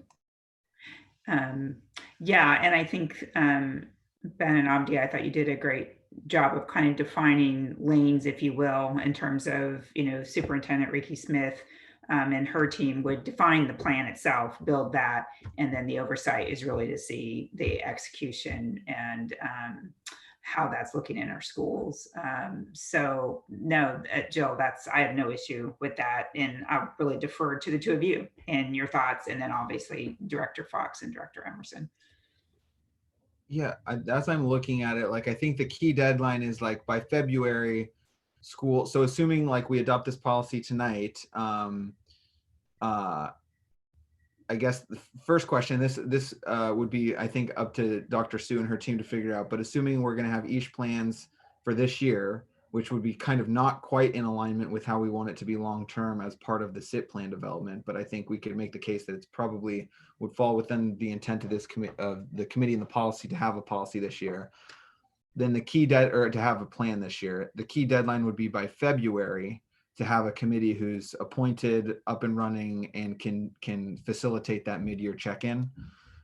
So if that's true, then I don't think we need an appointed committee from an advisory committee. I think we could do what Jill is saying, convene a small subsection or the full group of the previous committee, create, combine the language from what we've already got in policy with what we proposed here, and then probably within a month or so have it back before the board for adoption, which should give us plenty of time to do, full community outreach for members who want to be participate in it, et cetera, et cetera.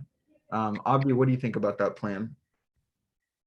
I thought the main reason of having the oversight committee was first of all, we wanted to get input from all of the schools and how their different each plans were working, but also giving it the opportunity for new ideas to come forward. I feel like this main group, I feel like we created the first document, so I feel like later on, we're not going to want to make extra like changes that we don't know works, because we had me, a student at Tigard High School, we had some teachers that go to specific schools, but like no one from we don't have we don't have everybody in the district really represented in that group, and I thought the committee was going to be like a representative group where we all came together and collaborated about these things and like made it better, so that if one school system doesn't work, how can these other schools, what is working for them and how they can adapt as well. And that's what I thought the committee was for. I thought. No, I think that's still true. I think that's still what we would want. When I'm talking, sorry, there's too many committees happening. I think the shorter the committee. So we've got the existing policy advisory committee. Yeah. Basically, we would go back to that committee that helped us write this policy and say, okay, let's all come together and figure out what language we want to create in policy to create the permanent committee. On June 8th, the Tigard, which is different than the advisory committee. And then in that language would include what you're talking about, which is we'd have specific membership requirements, this many students, this many teachers, this many classified staff, etc. And so that would still be true, but that committee wouldn't be appointed until probably November, December, January, prior to the February mid-year check-in. Does that make sense? Okay, that clarifies. That makes sense. Okay. I see. But Ben, I thought, and this is Superintendent Ricky Smith can chime in here, because I thought, and she'll probably bring this up in the AR, if the component of the EASH will be incorporated into the SIP, then I think that could still be a fall activity, right? So I think that the committee, because we have from a, I mean, what you guys did on a, just to take a step aside here, this is phenomenal work from a blank piece of paper, right? So just huge kudos for what you've done. Looking to how to define this policy on this oversight committee, you can use somewhat of a framework from bond oversight and kind of the charge that I put forward. So I think in short order, you all should be able to create that policy.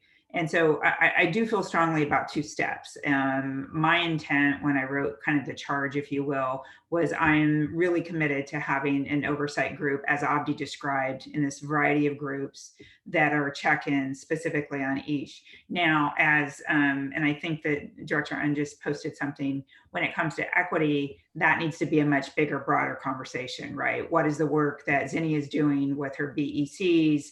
And what would the purpose and charge be of an oversight equity? And that's a much deeper, longer conversation. So Ben, if you want to make this a temporary one-year committee or whatever you guys want to create as a framework, I think there's different layers, if that makes sense. But I would like to hear Dr. Ricky Smith on when she thinks schools would have that kind of first presentation and incorporated in the SIP, and I get that, but to kind of lift that out for the oversight committee to look at. So in the AR, I interpreted the conversation to mean that we would have the EASH as a component, an expansion of our current equity that is already called out in the SIPs. So a more refined, and I believe Director Un has also called that out. So a more expanded version of the equity component that was put into the SIPs this year. The idea, however, is also that it could be lifted out easily from a SIP for an oversight committee relative to equity issues. So the board in AR, I had the board reviewing the SIPs in their totality. And then for the oversight committee relative to Abdi's comment, the ability to pull those out for the oversight committee so that they can get a sense of how that's playing out school by school, and provide a platform for both compare and contrast and what's working, what's not working, but it was meant to be an initial review to be done in the fall, and then quarterly updates based on data that will come in from the school relative to bias incidents. and then reviewing that against the EASH plans. And certainly that could be a mid-year check. I think one of the comments I received from one of the committee members was their concern that that those plans needed to be revised. And the challenge is, even with our SIPs, schools will respond in real time, but not necessarily revise their plan as a formal process, simply because it's a major lift to write those. But they certainly keep them as placeholders so that as they revise the plans for the coming year, they have that data and can make those revisions. But that doesn't mean that they're not actually adjusting the way in which they implement those plans in real time based on data. So a couple of things that are going on here. But the goal here would be to have an initial draft inserted and expanded within the SIP for this fall on the SIP timeline. And this will definitely be a unique year, right? With remote learning, it's a very, very different structure than what happens in schools. So I don't know, you guys, if that helps or not, but. It does. So only concern is that, I don't remember, Maureen, it was September, the committee's charge goes through September 28th. Is that right? That you appointed? Yeah, but we could, I'm great, Ben and Abdi, with having this same team, formulate that. So if that needs to, I'm sure that I can, expand it to, October 31st or whatever, if that seems, I probably can just say it. The committee's expanded to October 31st. I don't know. I'll put that in. Bond has been waived. Okay, I will circle back with the committee members and kind of gauge interest about who would like to be, because I mean, we asked for a lot of time from them in a short period of time, and so it might be a smaller group that convenes to help with it. But I'll put that on my list to bring back to the board next meeting. A couple, let's see.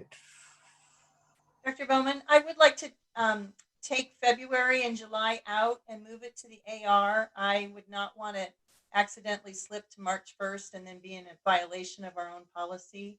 I think that timeline makes sense, but I feel like it belongs in the AR. I'm comfortable with that, if that works for other folks. I'm good. Nods and thumbs up. Okay, so so Dr. Sue can kind of make note on ARs, February and July. Schools shall complete a mid-year check-in on their plan, document their progress, and format determined by. Okay, great. And then we'll take out by July here. Okay, does that look good? Thank you. Yeah, thank you. Good catch. A couple, I'm looking at the OSBA email. I want to make sure I'm flagging all the changes. So I forgot one. We basically aligned this sentence we aligned with this sentence. There was like a couple of words that were missing, so we did that. We said acts of bias instead of bias incidents, and OSBA said just use bias incidents everywhere instead of ever using acts of bias, since that's what you defined. And then we did the Title IX thing I mentioned. A couple places, and I changed it just recently in this one. I'm trying to find. There's one place where we say as appropriate, and they recommended that we add, here we go, as appropriate and when authorized by law. And that was, again, just providing extra coverage. And as they said, sort of giving a tip to administrators that they should also be checking in on legal requirements before making any action. So, okay. So I think that was it. Oh, and we added down here, statutory or policy definitions. They recommended that we include policy before definitions, so it's broader. So those were all the OSBA recommendations, and that brings us to the final new stuff from the committee. The zero tolerance language stayed the same after a lengthy discussion there, and Director Un has created a pretty extensive list of research about the issue of zero tolerance that will be cited in the AR for people's consumption and discussion. I think Dr. that's Bowman. Oh yeah, go ahead. Sorry. So with regard to zero tolerance, we had just discussed last time on whether it actually belonged in the solutions section since it's more of a solution than a healing, but I don't know. Did you guys have a discussion about where that goes? Because to me, it seems like it belongs in the solution. We did have a discussion about that and opened it up. Basically, we asked the committee which they preferred, and the thinking for why it stayed here was because the negative impacts of zero tolerance usually are what make healing more challenging. That was the thinking, was that it could go in either place, but folks kept it here because this sort of the ineffective based on research and inflaming problems is more about the healing of Gotcha. the victim. But it could go in either place, and if we wanted to move it, I don't think there'd be objections. No, I'm okay with that. I just, thank you. I'm still in favor of deleting it because I don't feel like it has a place in the policy. Oh, I appreciate that, Dr. Emerson, but I actually appreciate it being there because I feel that it is a term that is used with good intention, but maybe not a full reflection of maybe how it impacts. So I actually appreciate through this committee, through Abdi and Ben's work, that it's identified and the why maybe. So I think it can be helpful. And one other point on that is that there were teachers on our committee who brought up the fact that zero tolerance is still sort of used in our district by teachers in some cases, and not from a negative place, but from, again, a place of like trying to protect students who are being bullied and harassed. So the idea was to call it out and be really clear about the intent of the policy, but that was just the perspective. So yeah. Director Bowman, you're going to hate me, but I just discovered a dangling modifier that I didn't send you email about earlier. Bring it on. Right under the first sentence of under healing, when handling bias incidents, the next word needs to be the responding building and a district staff. The priority isn't doing the handling, the building staff is doing the handling. So let's change it to when handling bias incidents, the responding building and district staff shall prioritize the safety and well-being of the victim.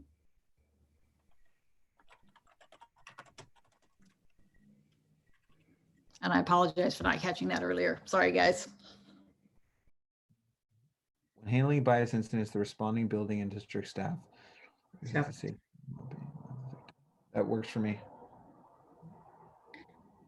And so Abdi and Director Bowman, it was brought to my attention as we've added hate speech to the title.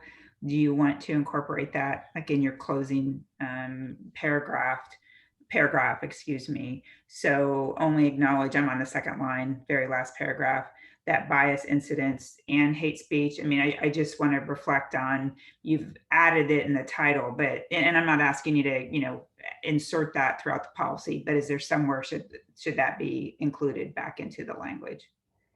Just something for you to think about. I mean, that makes sense to me. Abdi, what do you think if we added like and hate speech here? Also, by implementing the above stated policy, it's kind of self-referential. By the time we've passed this policy, it's happened. So I would just go, the goal of this policy is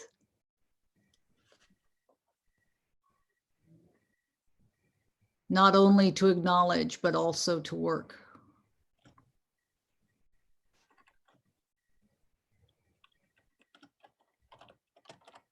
Shouldn't the goal be stated at the beginning of the policy rather than at the end? It's kind of both. It's a closer. Yeah, and this was I think Jill made the statement that this sort of sentence, which we agreed with, is not the strongest way to end. It sort of peters out a little bit. So this was a recommendation brought by one of the committee members to sort of end with the more of like, here's why we're doing this, to align with kind of what goes at the top. Let me read that one more time. The goal of this policy is to not only acknowledge that bias incidents and hate speech occur within our district, but also to work to educate all students and staff about this fact and to move forward to create a plan of action to address it in order to create a school environment that is healthy and safe for all of our students.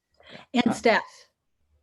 Students It should be and staff. In fact, I think there might be a place earlier where we should probably use victim instead of student.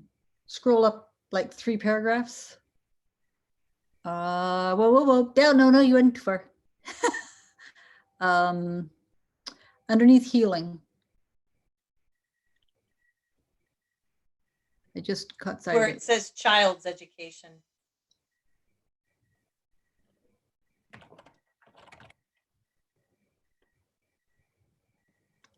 Students' education. Yeah. But when the findings cannot be shared, the reason shall be communicated clearly to the victim and or family, not student, because it could be somebody else. Got it. That makes sense.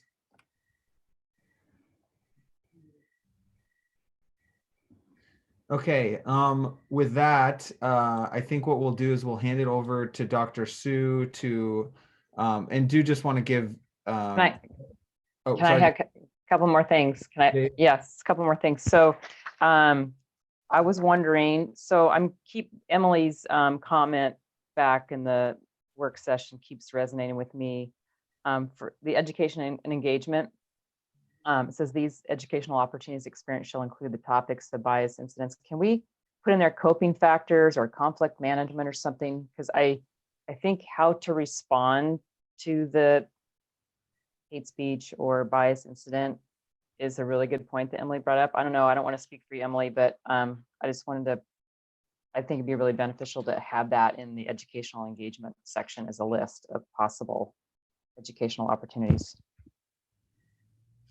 Yeah, we added support resources for victims, but maybe that doesn't quite capture what we're trying to capture. That seems like it's after the fact as opposed to like when it happens, things you can do, which I think I don't want to speak for you, Emily, but that's what I thought I heard you say.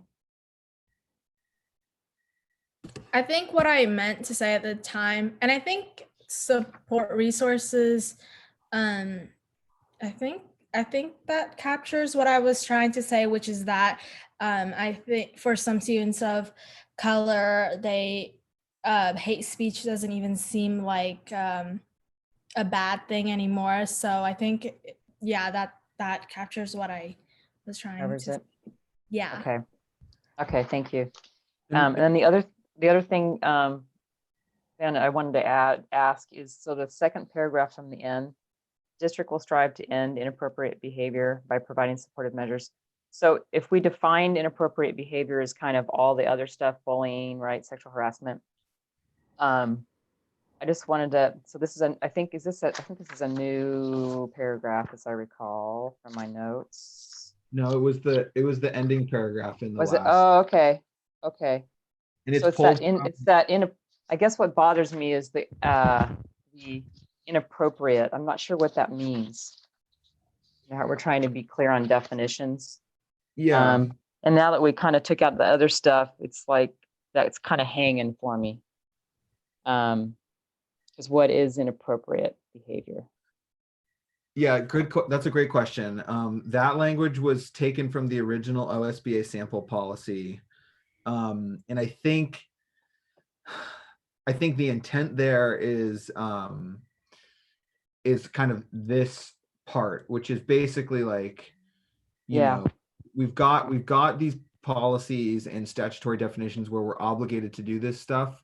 But when there's inappropriate behavior that's impacting students, we still want to provide measures and educate students and staff to mitigate them. You're right, that's not a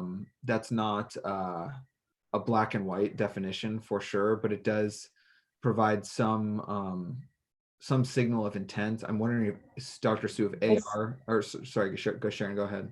Well, I was going to say, if we put to end bias incidents, with that, I mean, it's the inappropriate behavior it's not very well defined in this document. So I just want to make sure we're clear on what we mean by that.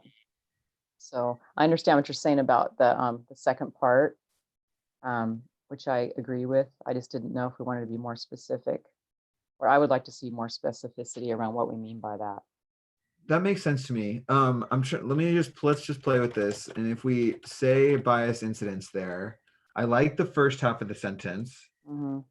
I want to make sure that, like, maybe this needs to be a separate sentence, like period. Even when conduct does not rise to the level of statutory or Yeah. policy definitions, the district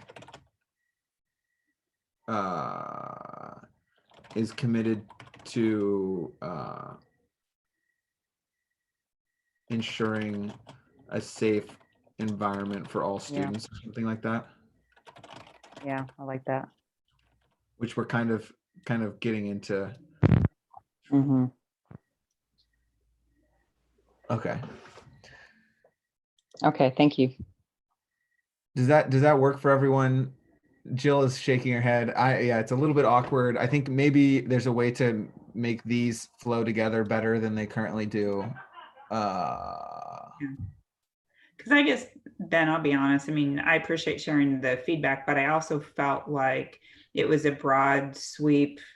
It wasn't a disciplinary action, I think, but it was a, hey, we're going to work. Did I understand that correctly, Ben, on inappropriate behavior? And it gave a little bit of wiggle room for what that was.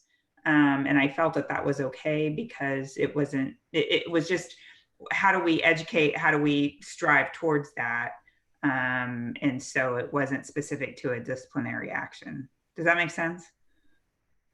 Because I feel, Ben, that you got repetitive to your last paragraph. Yeah. What if we just change that which is first? So when conduct does not rise to level is determined, no, the district will strive to inappropriate by providing supportive measures. What about just swapping it? How about we do it this way instead? How about we say that the district will strive to end inappropriate behavior by providing supportive measures and educating staff, students, and community members, period. Then new sentence, this includes when conduct does not rise.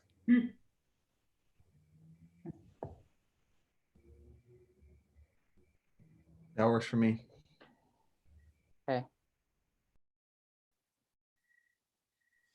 Thank you. Okay, great. Okay, so with that, Dr. Sue, want to give a shout out to Dr. Sue for working very rapidly to produce AR that was happening as we were developing policy, which, as you know, is a rare occurrence, but kind of signals how important this work is and how important ARs specifically are to this work. So Dr. Sue, I'll stop screen sharing and hand it over to you, and then we'll come back to Abdi for closing statement after you've completed. Thank you. Given the fact that I've got this all marked up now, given the conversation this evening, I'll rather than confuse everyone with my chicken scratches, what I'll do is I'll just basically hit the high points, and with recognition, again, nothing but thanks for the opportunity to work alongside you, Director Bowman, and with Abdi on this process. What I would share with you is that there are the main headings in the AR have to do with reporting, discipline, training, and education, so that it starts to operationalize the concepts that you've highlighted in policy this evening. Specifically in terms of reporting, we call out the fact that even though a student may report or anyone may report an incident to any staff member, ultimately the building administrator needs to be put into the loop. And so that ensures that not only does if a student reports to a teacher, that the teacher then makes certain or staff persons make sure that an administrator in the building is aware of the situation and they can initiate the investigation. And that, I think, hearing Abdi's concern relative to no one did anything with it, that ensures that there is the administrator is the primary repository, if you will, and primary responsible individual for making sure that that investigation occurs and that the loop is closed. We've also called out Safe Oregon in terms of another mechanism where a report can be made either, identifying themselves or anonymously. In addition to that, we have specifically called out what happens to anonymous reporting.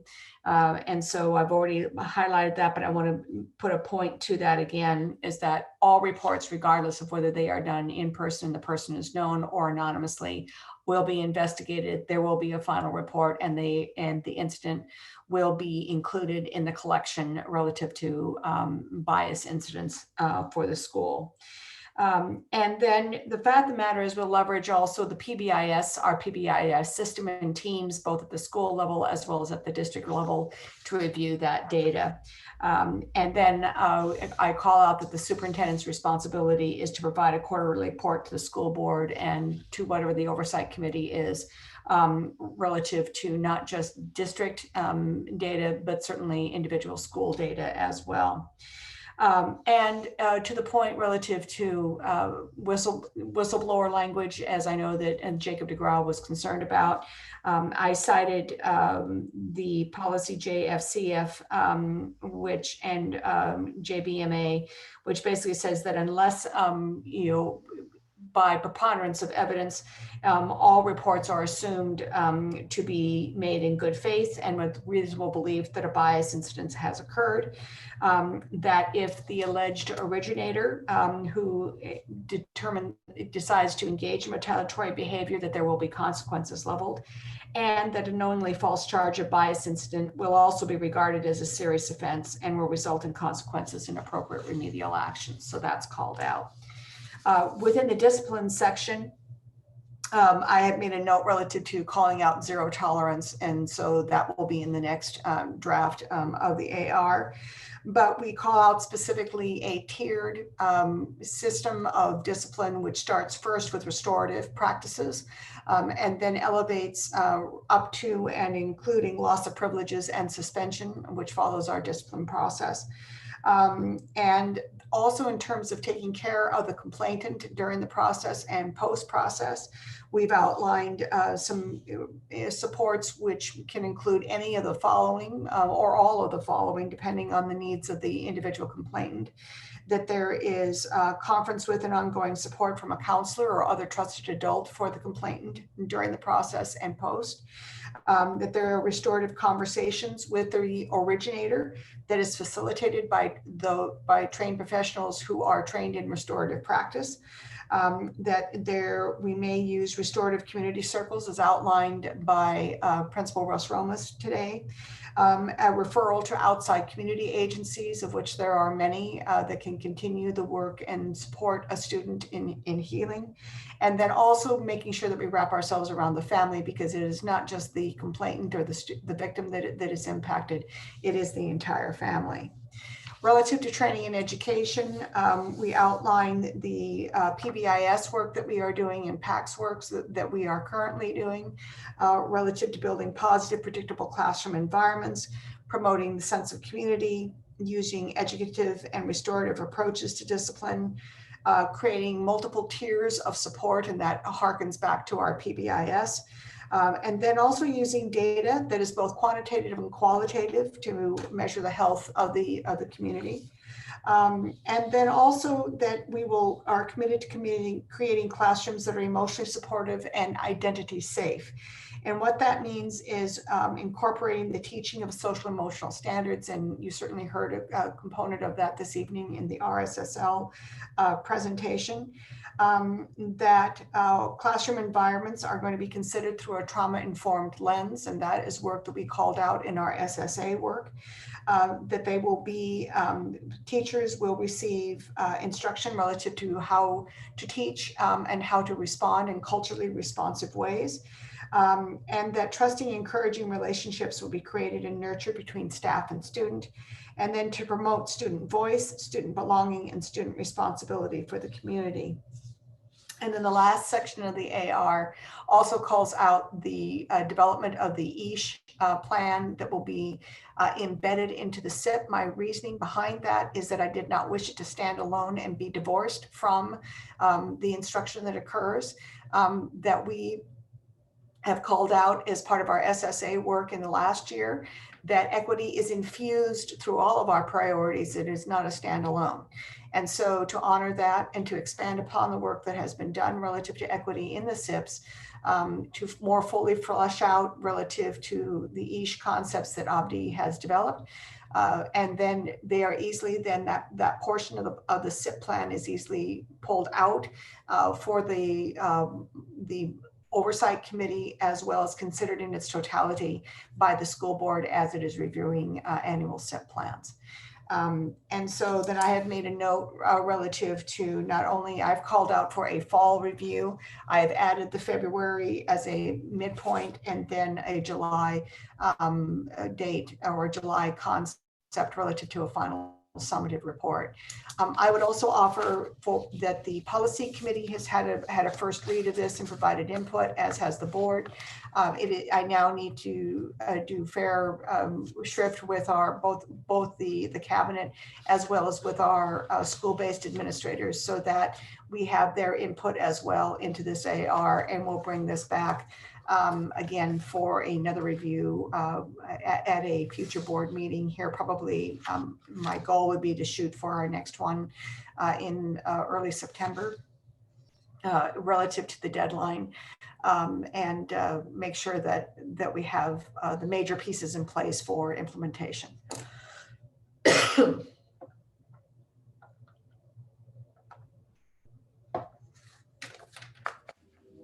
I'm going to take advantage of the superintendent taking a breath to say I move to extend the meeting to 10 o'clock. Second. You guys, I think we can just do a verbal aye on this one. Motion was made and seconded to extend the meeting until 10 o'clock. Any further discussion? All those in favor signify by saying aye. Aye. Aye. Opposed? Motion carries. Thank you, Director Zertsman. Any other thoughts, Dr. Sue? No, I think that hits it, and I'm happy to entertain any questions or comments at this point. But again, certainly appreciate the opportunity to do this work and demonstrate that you can write an AR in tandem with a policy if you have the right people at the table. So thank you for that opportunity. Well said. All right, with that, I'll hand it over to Co-Chair Abdi. Hello, everybody. I don't even know where to start with this, but I'm just gonna start by thanking Director Bowman. We've had lots of nights talking about this, and he knows the personal struggle that I've gone through with this and how difficult it has been, and for him to be by my side throughout all of this, help me create this policy and actually just listen to me for the first time. I felt like I just, I owe gratitude to you that I don't think I'll ever be able to pay back. But I just want to say thank you for that. Also to Dr. Sue, we put a lot on your plate really fast, and thank you for creating this AR. It must have been pretty difficult, but you did a phenomenal job, and I just want to say thank you for that. But this wouldn't have been possible without, there's a lot of people that I can name off, Rowan Kelleher, Jonathan Wynn, Sarah Gentry, Matthew Brown could be stressed that there's like a group of people that are behind me. I'm just the one student that was vocal about it, but I've had multiple conversations with people about this, the Lucas Frudenthal's, but we finally really clearly defined hate speech across the district. We have identified a consistent system of accountability. We've created a system of tracking hate speech. We've created a committee to look back on recent bullying and racist incidents, as well as check up and make sure and make sure that we can have input on systems going on in the future. And that is the first time I can say that it was a collaborative effort. So I just want to say thank you to everybody. I want to say thank you to this board for going through these long meetings, going over this. But in the end, like I remember I said last board meeting, I talked about the seed, planting the seed in the garden that you never get to see. And I really want to say we're finally going to be able to plant that seed after this. So thank you to everybody. Well said, Abdi. Thank you, man. And as we've discussed throughout, if and when we're able to adopt tonight, the real work begins with implementation, which is something that we'll all have to be cognizant of and work together on. So with that, if it's appropriate from the chair, do you mind if I make a motion? Absolutely. I move to approve the bias incidents and hate speech policy as amended at tonight's meeting. And I will send that to Patty and I'm guessing Director Ebert for posting in our documents. And I would like to second the motion. I kind of think actually that Karen, since she was also on the policy committee, might want a second. I mean, Third. we all want a second, third, fourth, fifth, right? We can say the record showed that it was the board that seconded the motion. So I will just, I will do roll call on this and then allow with the vote, if a board member wants to make a comment of gratitude to Director Bowman, to Abdi for their work. So with that, motion was made and seconded to approve policy as modified. Any further discussion? Okay, I will do roll call. And in favor signify by saying aye. Director Bowman. Aye. Director Emerson. Aye. Director Fox. Aye. Director Zertsmeet. Aye. And Director Wolf is a definite aye. And again, you guys, I cannot thank Abdi, your leadership, your maturity to bring that passion and fire and then really sit down and do the collaborative work to get us here. And this says, Zinnia often says, you know, in terms of things getting messy, but my goodness, what an amazing outcome. So I am just full of gratitude. And Ben, thank you for your leadership. Outstanding work, truly. And with that, the motion carries unanimously. So thank you all. And Dr. Sue, thank you truly for your work and commitment to push this through and we hit our deadline. So okay, with that, we have one other action item this evening, and that is the modification project to Tualatin High School. Director Moore. Good evening again, Chair Wolf and members of the board. Debbie Pearson, our bond program manager, and I are here this evening to present amendment number 6 to the guaranteed maximum price with PNC Construction for the Tualatin High modification project. And this is to provide additional amount to the contract related to some price changes due to scope changes, and including some projects that were mentioned in amendment number 5, in addition to providing masonry work for the windows project at Tualatin High. And we're actually have tapped out on the project contingency, and any project savings are gone with this project. So we also need the board to consider bringing forth the $184,450 to increase the GMP to $19,438,107 from the program 2, or the bond premium 2 contingency. And normally we would have gone to the bond oversight committee for their blessing on using this allocation of the bond premium 2. So we'll do that next week on the 2nd of September. So the action related to the allocation of that bond premium 2 would be pending confirmation from the bond oversight committee. And with that, be happy to open up with open it up for questions. Like I said, Debbie Pearson is here present in the meeting if you want to know more details. You guys have questions? So I think I understand it just from the explanation in your documentation, but is there anything, Director Moore, in that I maybe didn't catch that is a subtlety or a complication on it? Do you have a specific question about No, this? my question is, it seems very straightforward in your documentation, and I just want to make sure it really is that straightforward. Yeah, it is straightforward. We're on amendment number 6 with this project, so it's becoming pretty routine, the ask, and hopefully, we're at the end because I think it's almost time for this project to close out. So Director Moore, my question, I think it's a long line of Director Zertsmead, because I'll get a little bit more specific because my head hasn't been in the bond premium for a little bit.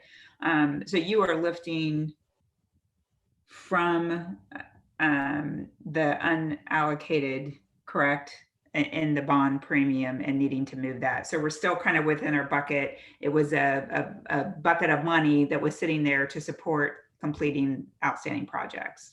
Right. Correct. Okay. There's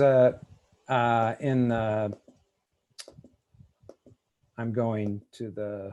Isn't it the Tualatin earmarks? Yes, I was trying to get to the document on my.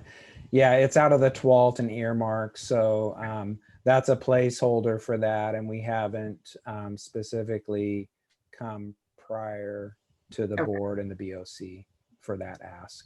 Because you could stay within the project's contingency. Yes, we're finally out of the project contingency.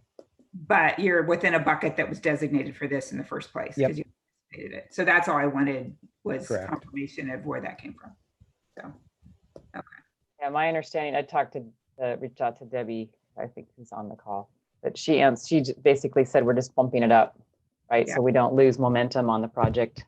So that was helpful to understand. Okay.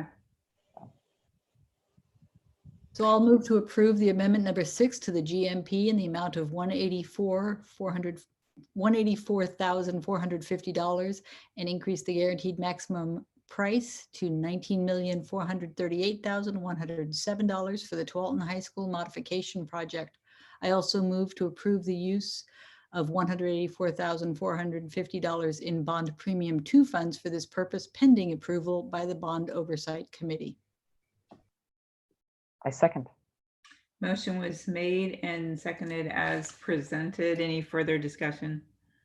Okay, I'll do roll call. Director Bowman, signify by saying aye. Or nay. Aye. Yes, thank you. Director Emerson. Aye. Director Fox. Aye. Director Zertsmead. Aye. And Director Wolf is an aye. Motion passes unanimously. And with that, in 22 minutes to spare, that is it. And again, I just truly, Abdi, Ben, committee members, as Jill typed into the chat, just tremendous work, and just can't thank you enough for your leadership in getting this here. It's quite an accomplishment, and school hasn't started yet. So that's fantastic. And with that, any other comments?